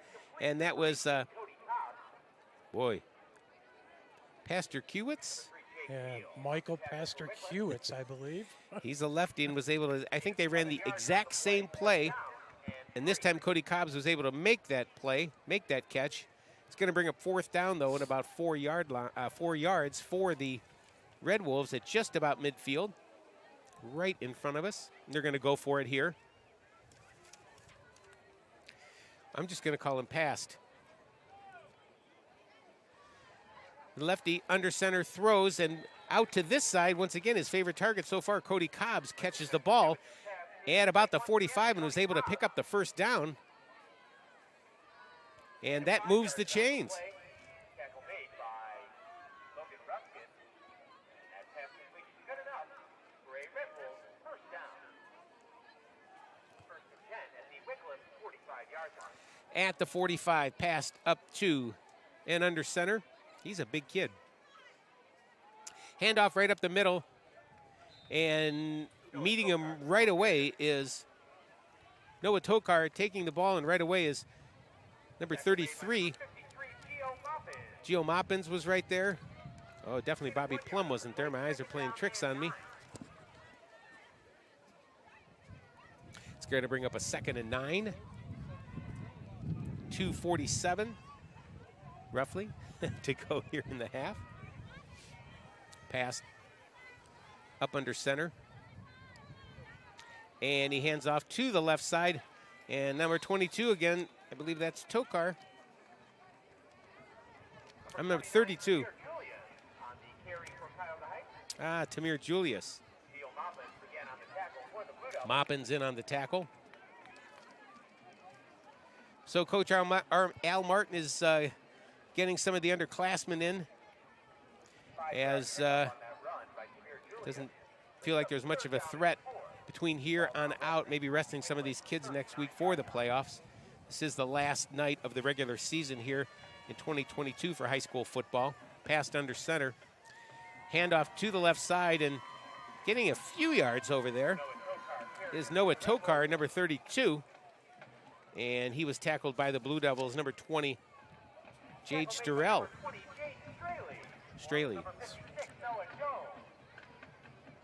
Noah Doman in there as well. A lot of young underclassmen playing this evening because of injury. As Coach said, if you're just joining us early in the pregame, a lot of freshmen are starting, and they'll be playing tonight, and they'll be playing tomorrow as well when the JV team goes on the road over to Cuyahoga Heights and plays tomorrow morning.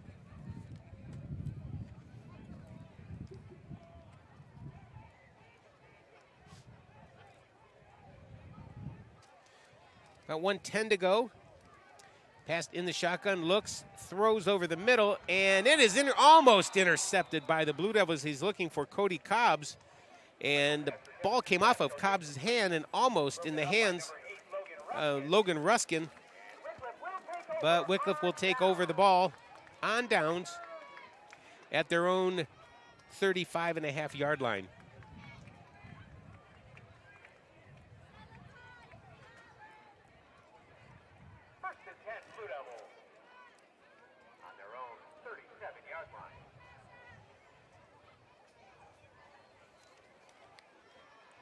Coming up at halftime, don't forget, don't go anywhere. We will have both high school marching bands.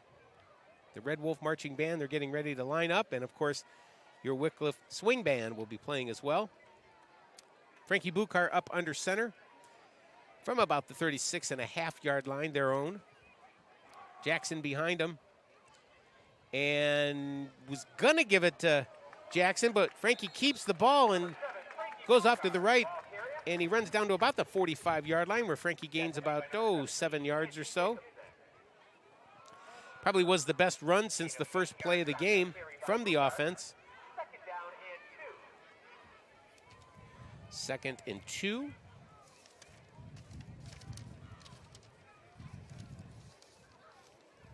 Direction 9-yard gain, 2nd and 1. 2nd and 1, 9-yard gain by Frankie Buchar. Frankie hands up to Jackson up the middle, who does have the first down here on the right side where he's tackled immediately, but not before he gains a first down. Zach Zolads on the tackle for the Red Wolves. Some laundry on the field. 25 seconds left to go here in the first half. And what are we calling here? He's going to march it off against the Blue Devils. And this is a big one. saw the timeout Wickliffe. And Wickliffe has a timeout with 25 seconds left to go. I'm not sure what it was. They just don't give us a signal anymore. They just more or less tell the coaches and then mark off the yards.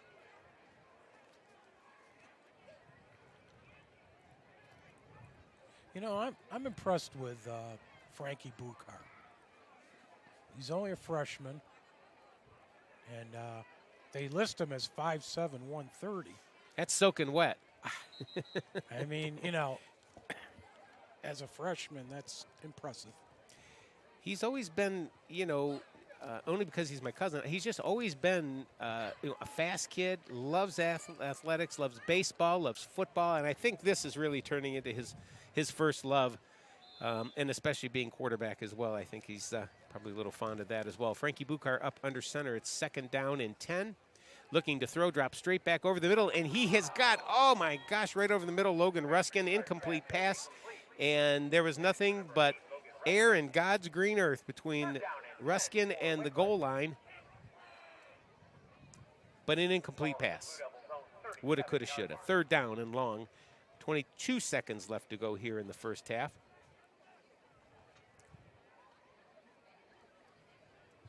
I should have said God's green turf. True. Well, thanks so much for joining us wherever you are along the Worldwide Blue Devil Network. 21-0. Cuyahoga Heights, the Red Wolves over the Blue Devils. Frankie Buchar for your Blue Devils up under center. 3rd and 10.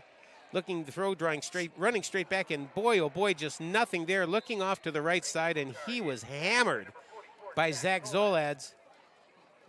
And as he does, gets up, and I know he felt that one. Frankie making his way over to the sidelines. It's going to be 4th down for the Blue Devils. And that was a loss of about 13 yards. That's it. And that is the end of the first half, where it is 21-0.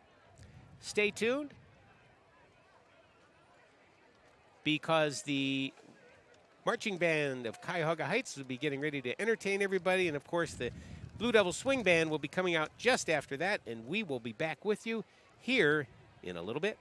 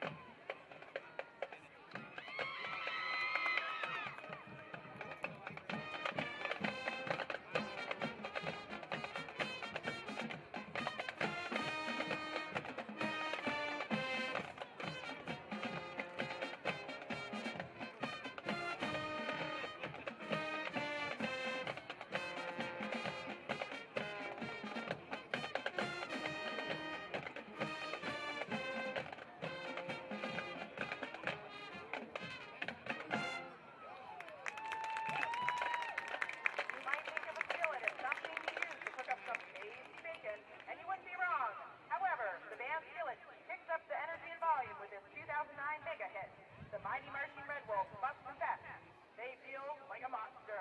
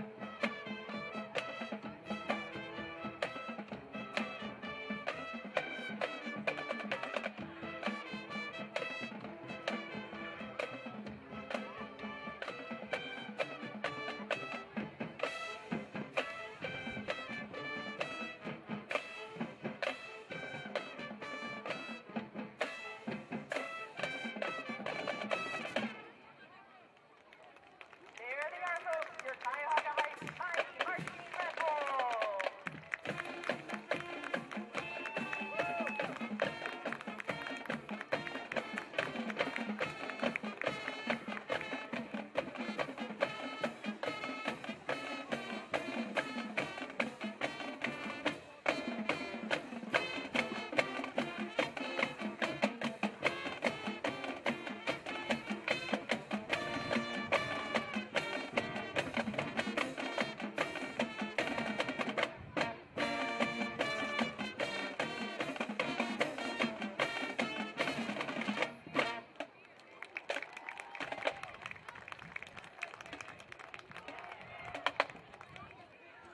Ladies and gentlemen, Wickliffe High School is proud to present, under the direction of Mr. Evan Slamovitz, Assistant Director Mrs. Terry Pettis, along with Major and Advisor Ms.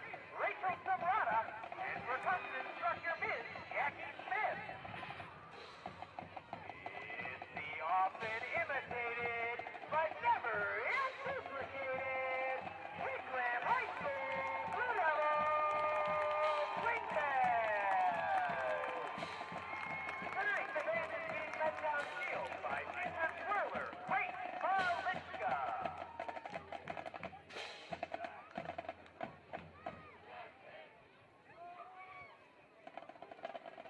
And now, your 2022 drum majors, Jack Tannen and Clarence Colvin.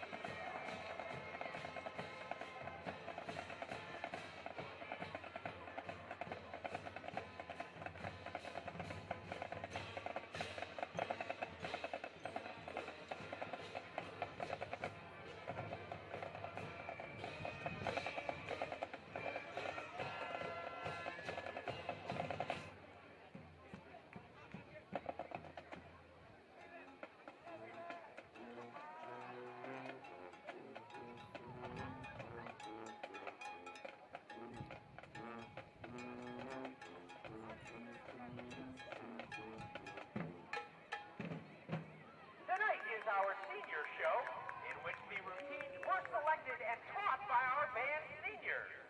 We kick off the performance with our bells, piccolos, and clarinets taking center stage on this hit from Australian indie pop band Shepherd. It's Geronimo.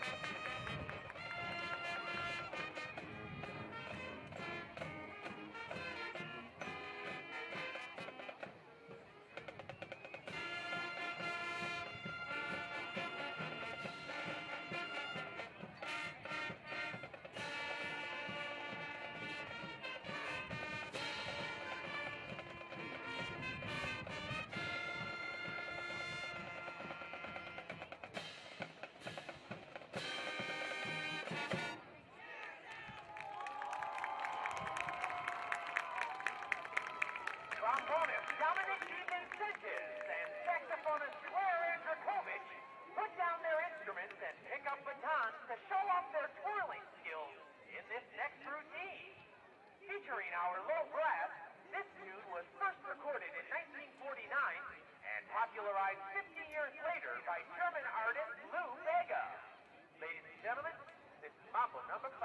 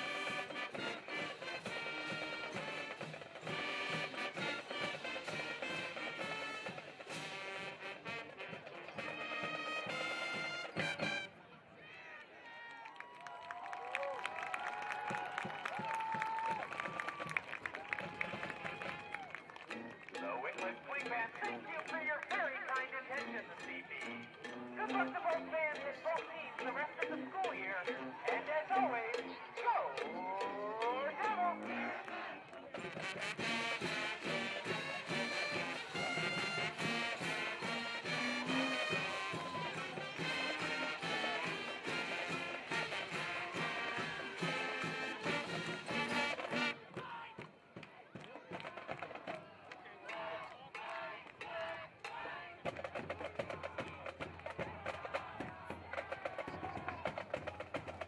Well, as always, a great halftime performance from both bands. And we're back at it. Getting ready for the start of the third quarter here at Wickliffe Memorial Field. Mark Tennant along with Danny Rowan, both class of 75, bringing you the action this evening. I'm winded from running up those steps. 50-50 raffle tickets. You want to get those out now? Because in just a few seconds, we are going to announce tonight winning 50-50 raffle. So Danny, really all Cuyahoga Heights, really 21-0. The Wickliffe offense really couldn't get much together, and the Red Wolves defense kind of put a an exclamation point on the end of that second half, and bearing Frankie Buchar for a bad loss. And so we'll see what happens. Wickliffe will be kicking the ball off to the Red Wolves. And I will say this for Coach Martin. In the second, about midway through the second quarter, he started inserting the underclassmen and giving the players who probably be playing next week a little bit of a rest, and of course some live action. And it's funny, I was just talking to Frankie Buchar's dad, and since there's a lot of sophomores and freshmen playing tonight, they will also play tomorrow over in Cuyahoga Heights, so that should be a pretty interesting game as well. But I think a lot of these kids they're butting heads with right now are probably going to be seeing each other tomorrow, so it's kind of cool. Well, we got some scores around the CBC. And about at the half, it's 14-0 Geneva over Chagrin Falls. Kirtland really ahead of at the halftime over the Orange Lions, 28-0. Lutheran West, 10-0 lead over the Harvey Red Raiders. Edgewood is besting Lakeside out in Ashtabula, 20-8 this evening. Huckin is beating Crestwood, 42-0. Western Reserve, 28-7 over Trinity. Independence, the Blue Devils, are currently beating the Brooklyn Hurricanes 13-10. The Badgers of Berkshire High School up over Cardinal 28-0. And other scores have not been updated. Even the Wickliffe game hasn't been updated, but we can tell you it's 21-0 here from Wickliffe Memorial Field. Once again, thank you so much for joining us. Mark Tennant along with Dan Rowan. And if you like hearing these games, which we always like bringing them to you, the games are being brought to you by the Wickliffe Alumni Association, and we're at wickliffealumni.org, as well as our Facebook page, our YouTube channel, and got a lot of great things coming up this winter for the Alumni Association. Check their Facebook page, and I know there is a awesome party that's going to be happening, a surround sound party, 5.1 surround sound coming up here in just a few weeks. We'd like to invite you to that, and we'll tell you about that here as the third quarter goes along. But, and they did this again, Danny. They started the clock, I think, at 2 minutes at the end of the halftime festivities, and then they're running the clock down to the start of the third quarter. This is just something I've never seen before. Are you sure it was 2 minutes? It could have been 3. Well, it might even been 3, but I just never had seen them start another clock after the band was done.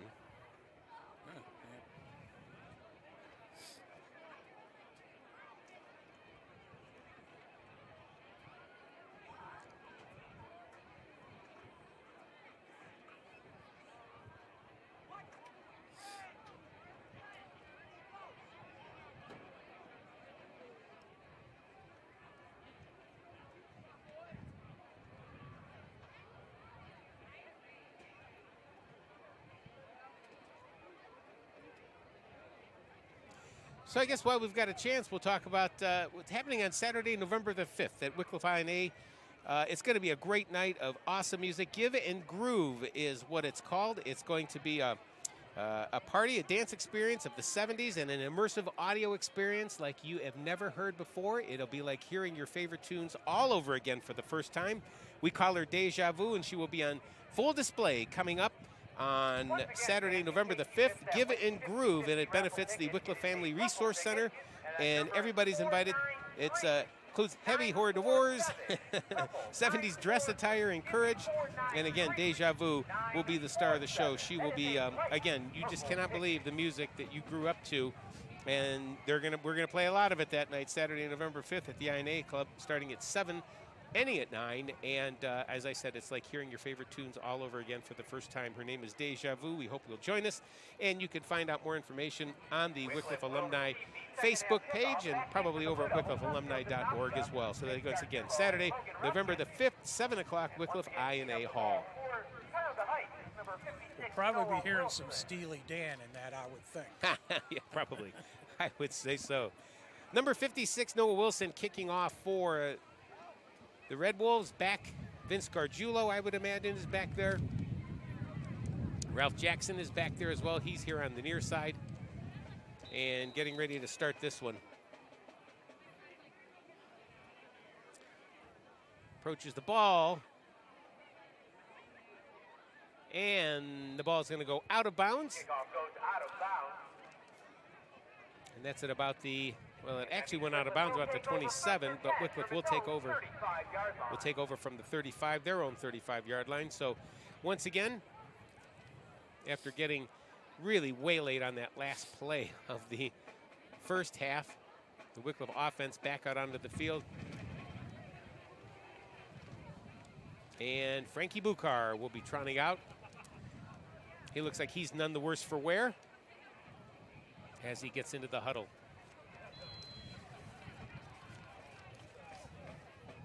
So we've got Nunzio Zivnaska here on the near side, split wide left. Buchar is under center. Jackson and Gargiulo behind him. The give is to Gargiulo, I believe, met at the line of scrimmage. Nothing doing as he was tackled immediately there. Francis Connors was there as well, number 5. So it's going to be no gain. Second and 10 for the Blue Devils. You know, Mark, I've been watching their linebackers on defense. They're slatting the gaps, and they're just getting in there. Running backs just don't really have a chance. Yeah. Yeah, I mean, we saw in the first half quite a bit. We got a really, really good dose of Noah Wilson in that first half. Frankie Buchar up under center. And Frankie's going to keep it, running to his left, but immediately tackled behind the line of scrimmage, number 17, Andy Jacobzak. And that's going to be a loss on the play all the way back to the 29-yard line. And I would still have to think we're probably in the negative for total offensive yards. Nice crowd this evening. It's good to visit with some folks at halftime. Hadn't seen some folks in a long time. Classmate Don Albertone right below me. Got to talk to him briefly. Haven't seen him in, oh my goodness. He's down over here. Our classmate, I guess I could say, huh? Yeah, he's down over here. Okay. Frankie Buchar up under center at their own 30-yard line. Third down. And a give to, I think it was Jackson, and immediately was hit behind the line of scrimmage, helped up by a couple of the Red Wolves that put him there. But it's going to be fourth down. And Logan Ruskin is going to be punting the ball. He's standing at his own 15-yard line. I actually saw his grandma, Cindy, just a little bit ago. Logan's able to field that ball after a bad snap and catching a fair caught at the 48 line. That's Zach Unger taking that. So that's where the Red Wolves are going to start. As Wickliffe defense will be back out onto the field here for the first time in the second half.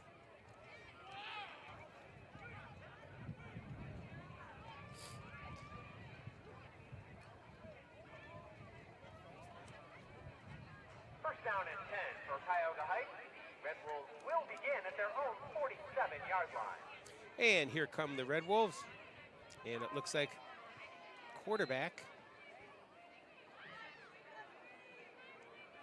This time it's going to be Dzik is back in the game, number 13. Not sure what was wrong or if just Coach Martin wanted to play some other guys, but he hands off to his right. That's number 17, Jacob Zach, the ball carrier. He gets about 6 yards. Bonadillo on the tackle for the Blue Devils. And other than at halftime and the beginning of the game, Danny, my friend, I'm not sure if we're going to hear the fight song this evening, but we're going to keep our fingers crossed. Got to hear the fight song at least one time.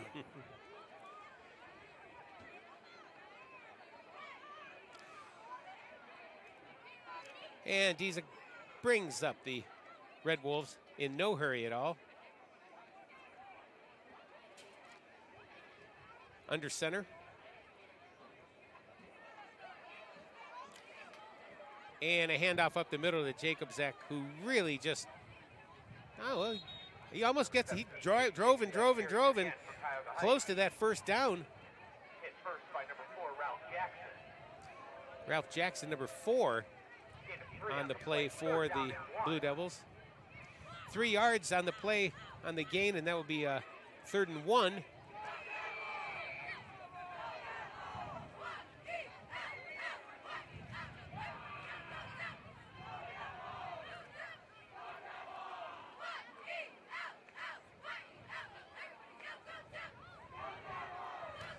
Third down and a yard for the Red Wolves. Dzik is under center. In motion, a man behind him. He's going to pitch it. And running right is number 2 back over the 30, the 35, the 30, the 20, the 15, 10, down to the 8-yard line. That's Jacob Stewart, who was able to came right behind Dzik, took the ball wide right, ran all the way down on a nice carry to about the 8-yard line for the Blue Devils. Nunzio Zivnaska on the tackle for the Blue Devils. First and goal for Cuyahoga Heights as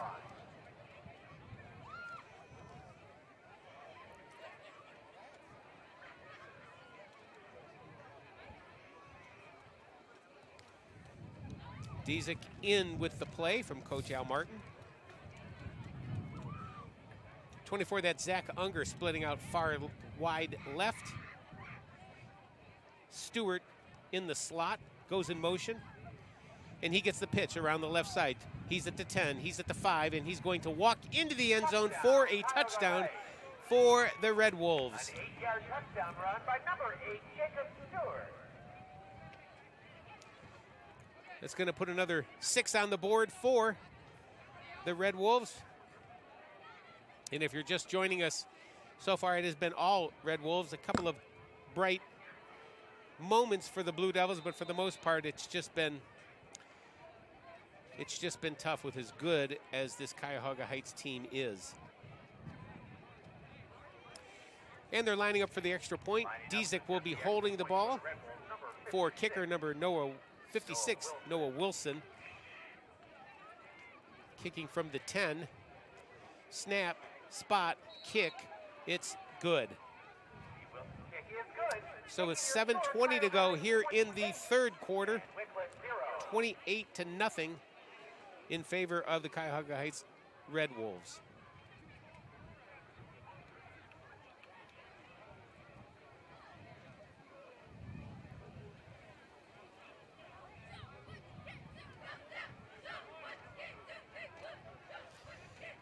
Well, most of the games are across the area here in the Chagrin Valley Conference are well into the third quarter, as we are with 7:20 to go here in the third quarter. Not much has changed on the scoreboard.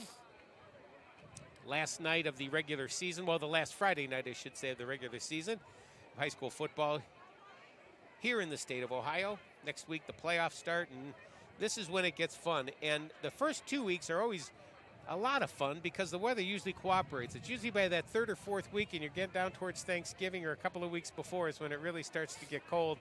And then at state championships down in Canton, it really gets cold. Although last year, it wasn't that bad, the one game I attended. So it's a great time of the year, though.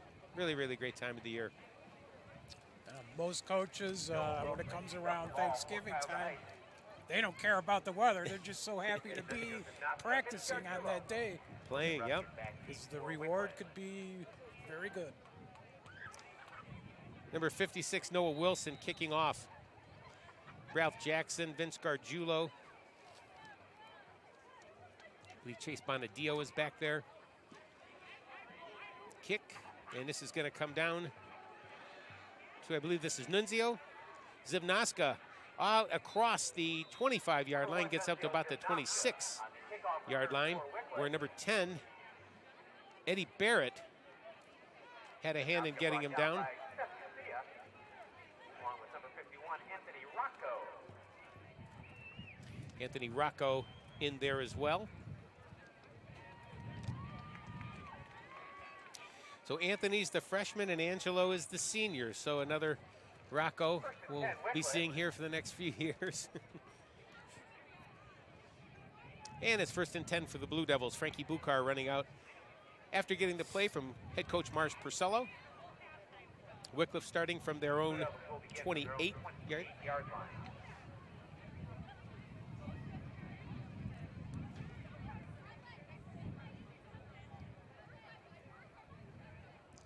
Buchar calling out the signals. He's in a shotgun, and he's just going to keep it around the left side. Not sure he even got anything at all because immediately number 44, Zach Zolads, was right there, and we're going to call it no gain for the Blue Devils. No gain on the play, 2nd down and 10.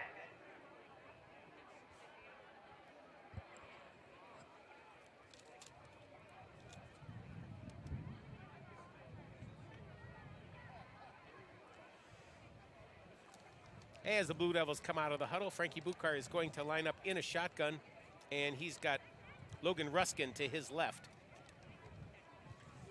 In motion is Nunzio. Nunzio takes the ball on an end around, or just on an around play off tackle, and really not much there. The Red Wolves are right there. Connors was the first to hit him. I saw it, number 44. And that'd be Zach Zolads. Finished him off. 2-yard gain, 3rd and 8 for the Blue Devils. Buchar back in with the play. And if you're Coach Purcello, just what do you call up? Just maybe a little misdirection, try to use your speed, but the Red Wolf defense are just been ready for just about anything all day. Frankie Buchar back to pass over the middle, and he's picked off right by number 5, and that's going to be a pick 6. And number 5, that's Francis Connors, picked him up. He stepped right in front of, I believe he stepped in right in front of Logan Ruskin and was able to take it down for a pick 6. By number 5, Francis Connors. So a big turnover from the Blue Devils. And I don't even think Frankie Buchar saw him come across. No, Mark, he didn't. He'll learn from that one. Yeah, he will. I mean, you'll see that on film. And he's been running for his life. So it's almost like he's probably just hearing footsteps. He's got to get rid of the ball. And, just maybe didn't want to get rid of it that fast. But nonetheless, the Red Wolves go down and score on a pick 6. Again out of the hole, number 13, Devin Dezek to hold for Noah Wilson. Spot, kick, it's good. So with 5:28 to go here in the 3rd quarter, that makes the score 35-0. And in high school football, the rule is in the second half, if one team is up by 30 or more points, we switch to a running clock. And what we mean by a running clock is the clock will not stop for an incomplete pass or somebody running out of bounds as they normally would. The only time the clock stops is when there's a team timeout, an official timeout, or an injury timeout. So Wickliffe will be receiving the ball once again. Frankie Buchar and the offense will be back out onto the field here momentarily. Number 56, Noah Wilson, getting ready to place the ball.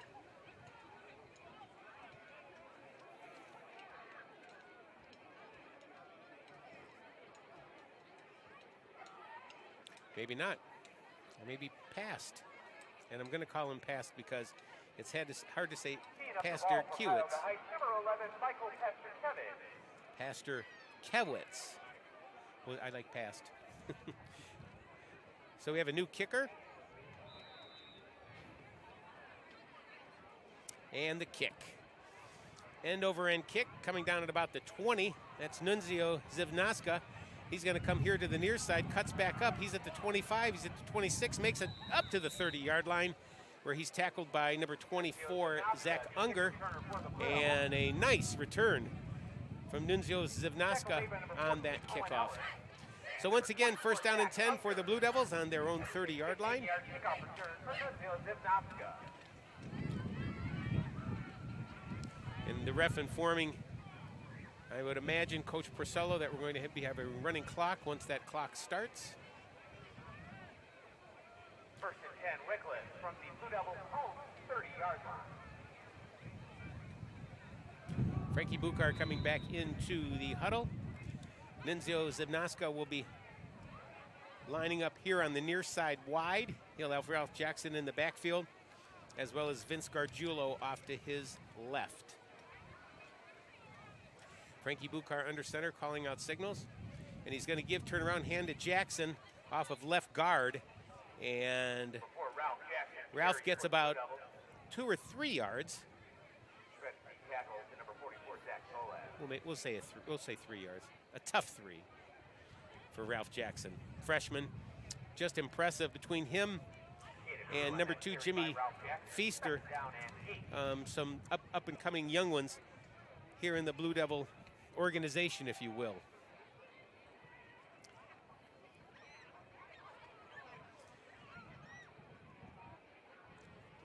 And Bukar brings him out of the huddle. Zivnaska on the near side. And Frankie Bukar hands off to Ralph Jackson right up the middle, once again over left guard. And gets another 3 yards or so, 2 or 3 yards. It's going to bring up a 3rd and 5. Tackle made by number 31, Kyle Porter. Help from number 44, Zach Dolad.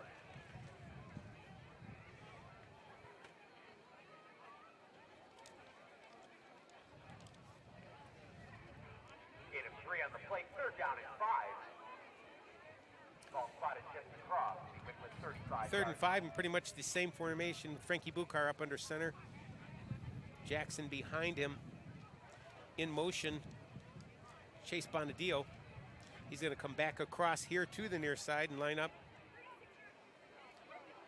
as a wing back. Bukar under center. And he's a handoff to Jackson off the right side this time and gets about a yard, and then he's met by a host of Red Wolves led by number 31, Kyle Porter. Number 18, Cody Cobbs is there as well. Mahoney was there as well. Number 31, Kyle Porter. And that's going to bring up a 4th down. And once again, Logan Ruskin will be back in punt formation. And number 24, Zach Unger, will be back deep for the Red Wolves. Goes back into punt formation for Wickliffe. Back deep for the Red Wolves, number 24, Zach Unger.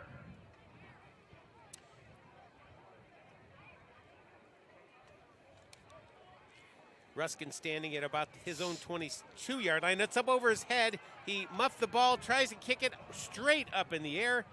Comes down at their own 25, and it didn't even get back to the line of scrimmage. Maybe at the line of scrimmage, where that's where the Red Wolves will take over deep in Wickliffe territory. Recovered down by Cody Cobbs, number 18. We've seen a good bit of playing time here this evening for the Red Wolves. You know, Mark, it seems like every time that the Blue Devils have to punt, every snap back to the punter is off. Well, it's the first few were okay, but the last couple have not been the greatest for sure. 1st and 10 from the Wickliffe 31-yard line. So I guess I don't know why they stopped the clock. Now they got it. I mean, they did stop the clock, and I'm not sure why. And past is the quarterback for the Red Wolves. He throws it out to his left side. Pass goes incomplete. Incomplete pass. Looked like that was intended for That pass intended. Keyshawn Moss. Number 16, Sean Moss. Second down and 10.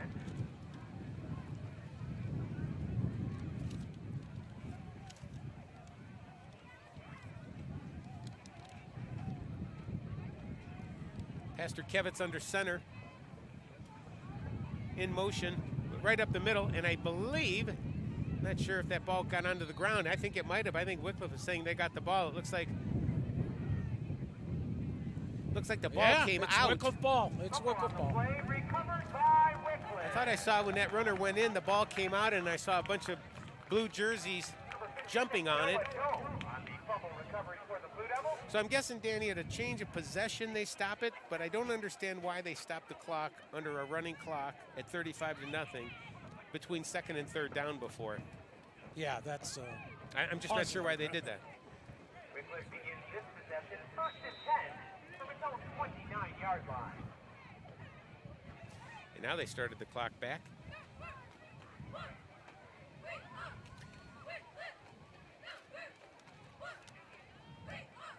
Frankie Bukar back out in the offense, back out onto the field after that fumble by the Red Wolves.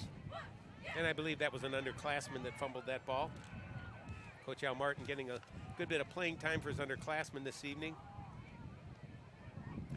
Frankie up under center, and he pitches the ball out to Logan Ruskin, who makes it up just about to the original line of scrimmage, where, once again, just a bunch of white jerseys is over there, led by number 58, Nathan Rones over there.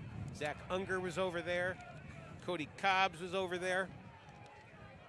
Gain of a yard on the Fitzgerald. They're going to give him a yard, Second down and 9. and it's going to be 2nd and 9. And I'm still not sure if we're even out of the negative total offensive yards yet. I don't think we are. And it's been a long time since that was the case. That's what happens when the injury bug just decimated a lot of the upperclassmen, a lot of the better players on the team, and you're seeing the result on the field this evening, 35-0, Cuyahoga Heights.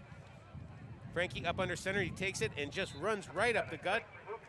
He gets about 3 or 4 yards on the keeper, number 15. Rocco was the one that brought him down.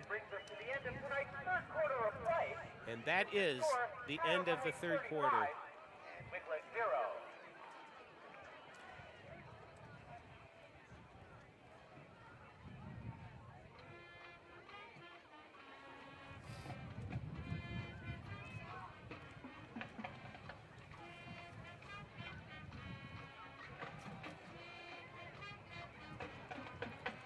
So we were talking about this before. So apparently between quarters now, at least this officiating crew, they put a minute on the clock. And I've just never, ever seen them reset the clock to a minute. Maybe they just keep time on the field and we just have never known it, right? But this evening, the minute between the quarters is being reflected up on the scoreboard. Yeah, I don't. It's the first for me. I mean, we've been doing this games. I've seen a few games, and I just don't ever recall seeing that. But nonetheless, at least we'll hear the fight song here between the third and the fourth quarter. Yeah.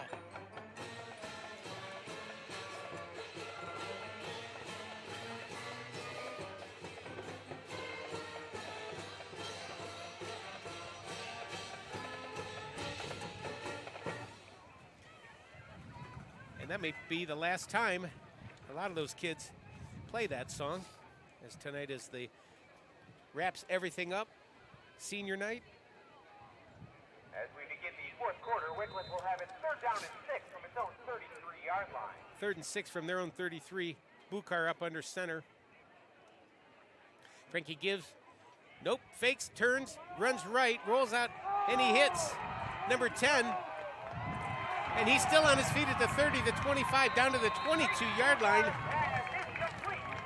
And that's Chase Bonadio. Bonadio was able to break off to the right and take it down, but we've got some laundry on the field. And Coach Purcello is not happy about something. I'm guessing somebody was out this way. There must be a hold or something, and they just called a penalty on Mars. And Mars is letting it all hang out now this evening, folks. So they just called a personal foul on the coach, but I think the original penalty might have been a hold or a push when Bonadillo came around the right side after he had caught that pass. Vinny Bucar rolling out to his right and dished it out to him. Now we've got the head referee that's yelling at Coach Purcello. And this is, so it was a 10-yard penalty, which probably was some kind of a hold or a push. And now they've got Coach Purcello for a 15-yard penalty all the way back to their 18-yard line. And Coach Purcello is out on the field still, just upset with the call.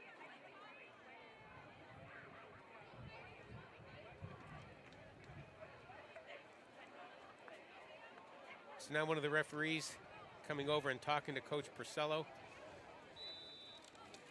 And Mars expressing his displeasure with the call.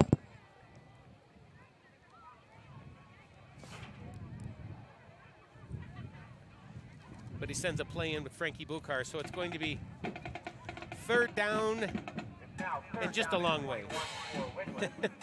And just a long way. And that was unfortunate because that was a nice play between number 7, Frankie Bucar, number 10, Chase Bonadillo. As it comes back under center now, Frankie drops straight back to pass, steps up into the pocket. He's going to take off. He's at the 25. He's at the 30. Makes it up to the just about the original 30-yard line where number 24, Unger, brings him down. That's a gain by about 11 yards, 12 yards by Frankie Bucar. Gain of 12 yards on that play. And he's coming off the field for a second, limping a tiny bit. Oh, it's fourth down. Thought it was third down. It's fourth down.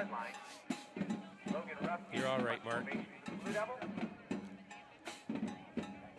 Logan Ruskin in punt formation.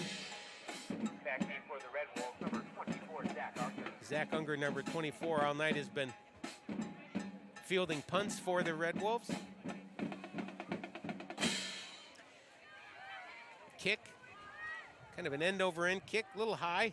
Unger catches the ball, fair caught at about the 44-yard line of the Red Wolves. Unger fields the Ruskin punt with a fair catch. So the Red Wolves take over once again. As we're late in this one, it's been all Red Wolves, 35-0.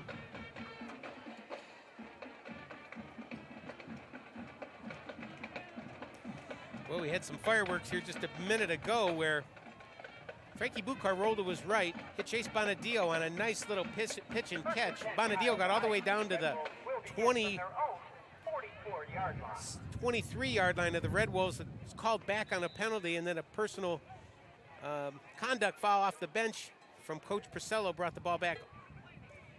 And the Blue Devils had the punt. And now the Red Wolves fumbles the ball, and gets it out to number 20 before he's hit in the backfield. That was caught by Xander Mahoney, I believe. Back to the line of scrimmage. Oh, and they're calling it incomplete. Thank you, Danny.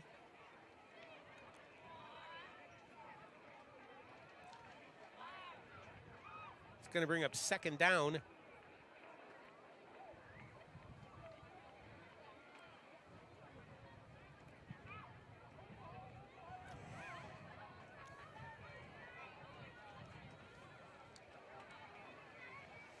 Number 11, Michael Past, flips the ball out to number 3, and it's behind him. Ball's on the ground in the backfield. And that was Michael Norton that he pitched the ball to, and it just really didn't make it to Norton very well. And he had to fall on it, so that's a loss on the play. So it's going to be third and long for the Red Wolves. They wanted to pitch it out wide right to Michael Norton. And he just couldn't, as they say, find the handle on it. Was able to fall on the ball, so big loss on it, though. So it's going to be about 3rd and 20.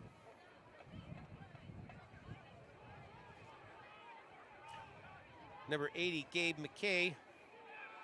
Split wide left down here on the near side. Pastor Curett's back to throw, and he gets hit, but he throws the ball over the middle. It is caught by Cobbs, and he gets out to about the... I thought that was complete, brother.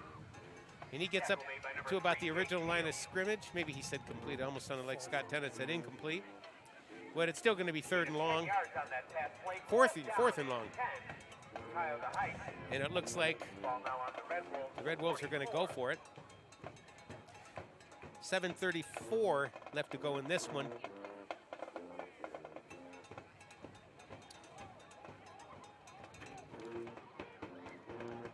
Pastor Kevitz under center.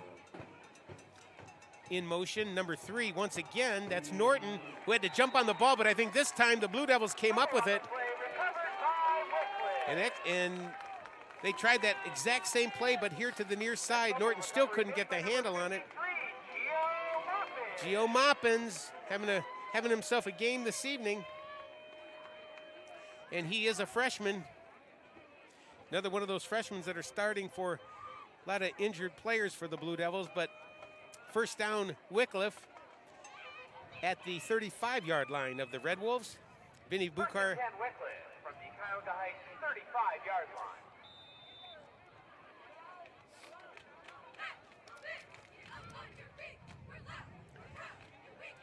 Buchar under center. He's got Ralph Jackson behind him. Chase Bonadillo off to his left. He's going to hand it, roll right. He's going to look, and he's looking, and he's got number 8, Logan Ruskin. And Logan makes it down to about the 23-yard line. Gain of 12. And when Frankie Buchar rolls to his right and he's able to see, because he's not a very big guy, he usually gets the ball in there, at least close. Ruskin was able to make a nice play on the ball. Gain of 8. And Buchar up under center. Bonadillo off to his right in the wing.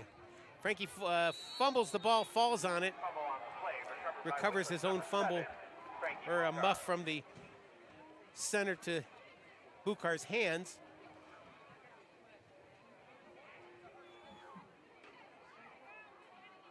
Loss of a yard brings up 2nd down and 11. Loss of a yard.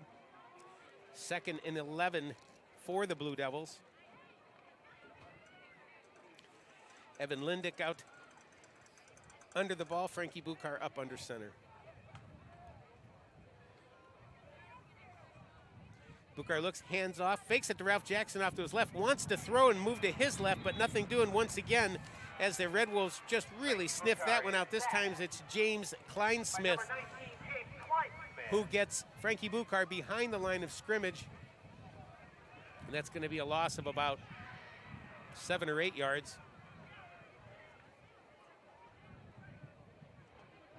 Yeah, unfortunately, we've seen 3rd and long all night. Now 3rd down and 17. We have, Danny. Ball back up to Cuyahoga Heights 32-yard line. Well, the only thing that's really, and I guess, you don't run the same play, but I mean, he's a right-hander running left, and it just seems like all night pressure has been coming from just about every angle. And running left, can't get his feet set to be able to throw the ball down the field. He's had to take 2 or 3 big sacks because of that this evening. Frankie Buchar under center, and he's looking to roll right, looking down the field, and he's got Logan Ruskin once again. Oh, no, I think it's Chase Bonadillo that time, number 10, Mike. Sorry about that, Chase. Chase gets it down to about the 17-yard line of the Red Wolves. Looks like we got an injured Blue Devil. Yeah. Gain of 15 yards on the play. Touchdown, Blue Devils.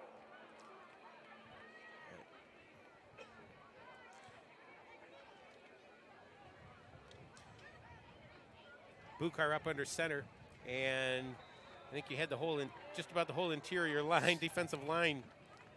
They're going to throw a flag. excuse me, on the Red Wolves. That's going to be a 5-yard mark off encroachment. Penalty marker on the play against Cuyahoga Heights. You're going to place the ball at the 12-yard line.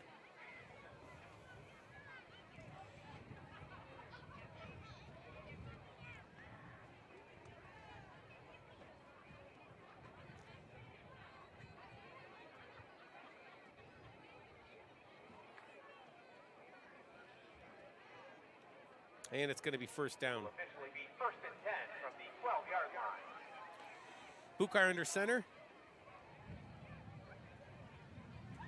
And he gives to Jackson off the left side, and once again gets about back to the line of scrimmage where number 31, Kyle Porter, was right there.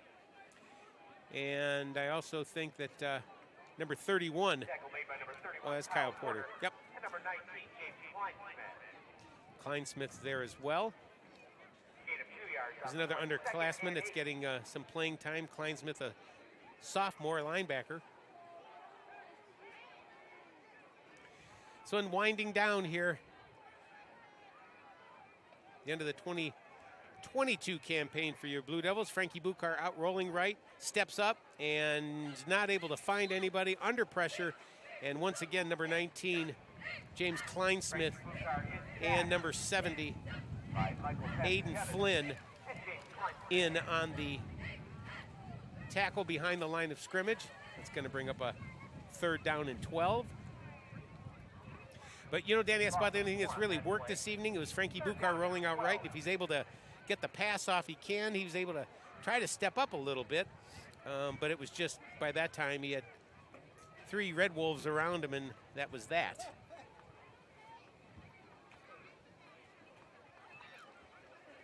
Bukar under center. Jackson behind him. Off to his left, Vince Gargiulo. Jackson goes off tackle. And he breaks free. He gets down to about, he's got to the 2, the 1, and spins into the end zone. Number 4 freshman, Ralph Jackson, 5'10", 160 pounds. Nice run off the left side. He was able to whoop all his way into the end zone. And the Blue Devils are on the board with 1:48 to go.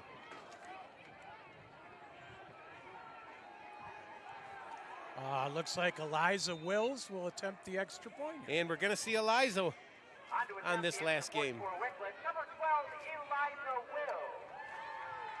12, Eliza, part of the girls' soccer team here at Wickliffe High School. Spot, kick, up, and it's good. He will kick, it's good. Making your score, Kyle, So with 1:48 to go, your score is 35-7. And we'll take it. And here is your fight song.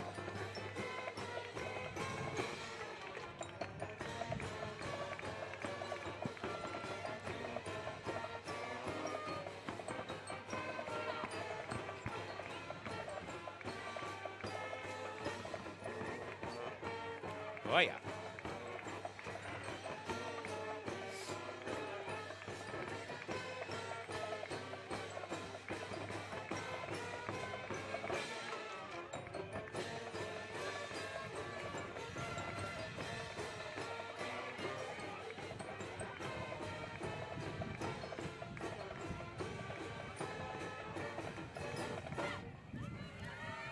All right, 35-7, 1:48 to go in this one. And the Blue Devils on the board with a nice 11, 12-yard run by freshman Ralph Jackson, number 4, who will see some playing time tomorrow as well on the other side of town. I'd imagine a lot of the same kids that were on that drive will be out there with him tomorrow morning as well.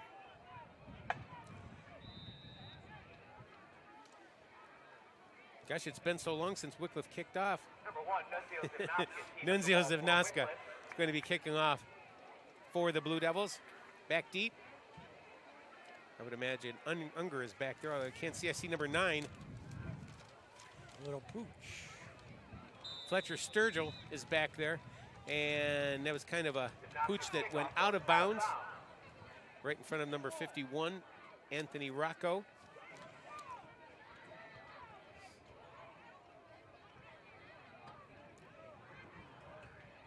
That's going to be a penalty.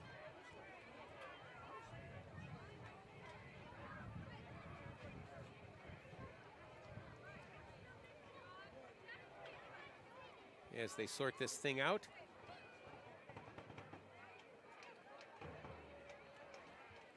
Yeah, Mark, I see the future looking brighter here. This freshman class that they have, I'm impressed.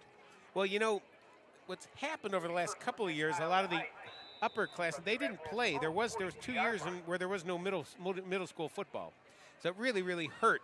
Oh, and there's a fumble on the exchange. Pastor Kevitz, and I believe the Red Wolves end up jumping on that ball, but it was like the exchange between center and Pastor Kevitz just was not the cleanest thing in the world. Ball was in the air, and the Red Wolves come down with it. They lost a couple of yards there. Pastor Kevitz coming back in with a play from Coach Al Martin.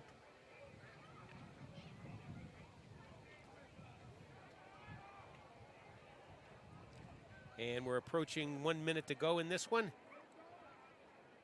Pastor Kevitz under center. With motion and handoff right up the middle to number 29. That's Cooper Kusia. Cooper Kusia running for about a couple of yards. Timeout.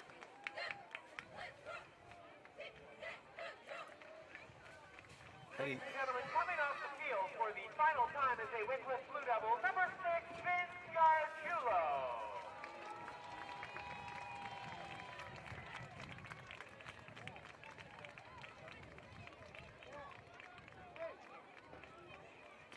Well deserved for that young man. Team captain.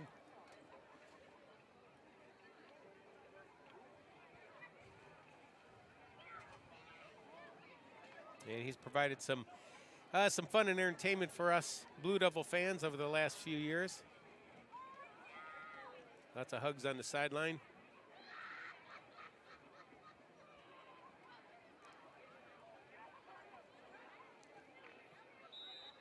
Third down and 10 for the Red Wolves.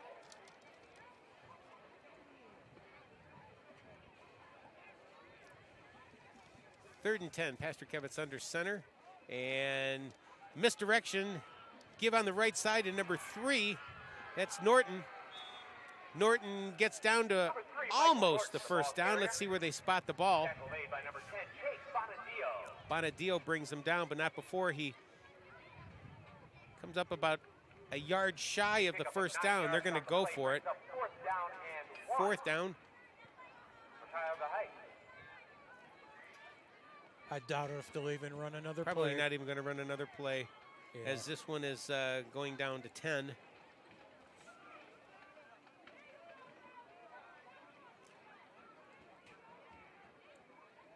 And 5, 4, 3, 2, 1. And that will do it. Cuyahoga Heights Red Wolves 35 and the Wickliffe Blue Devils 7. Ladies and gentlemen, Wickliffe High School, thank you for your Well, attendance here this evening. as they say, they gave it the old college try tonight. And one thing about this team, this Blue Devil team, and it's like Coach said, they show up for practice. They do exactly what you ask them to do. They play every single play as hard as they can possibly play it. They play to the whistle all the time. They never quit. Just come up short today, this evening, and for the last game of the 2022 campaign. Your final score, 35 for Cuyahoga Heights and 7 for your Blue Devils. This being the last week of high school football, the last weekend of high school football. The Red Wolves will be looking to host a home game next week, is yet to be determined, as they will move on into the playoffs here in 2022. But as your Blue Devils are done for the season, and going to get a shot of the band one last time as they head out. So it's been a good year. There's a lot of good things to look forward to. E.J. Mester will be back next year, and we'll see between him and Frankie Bukar who takes that quarterback job into the season. And a lot of the players who were hurt this year will be back. It's a very, very young team, and we're really looking forward to 2022. We want to thank everybody for, once again, our 19th season of bringing you Wickliffe Blue Devil football on the Worldwide Blue Devil Network, and it's all made possible by the Wickliffe Alumni Association. I'm thinking one last time we might hear the alma mater.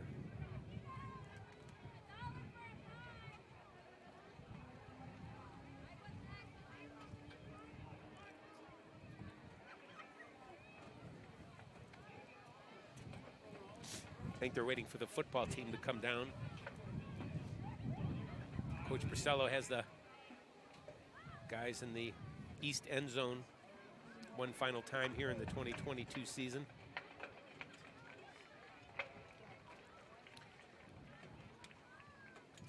And we'll keep it right here for a second because it's possible they're going to come down and one last time hear the alma mater.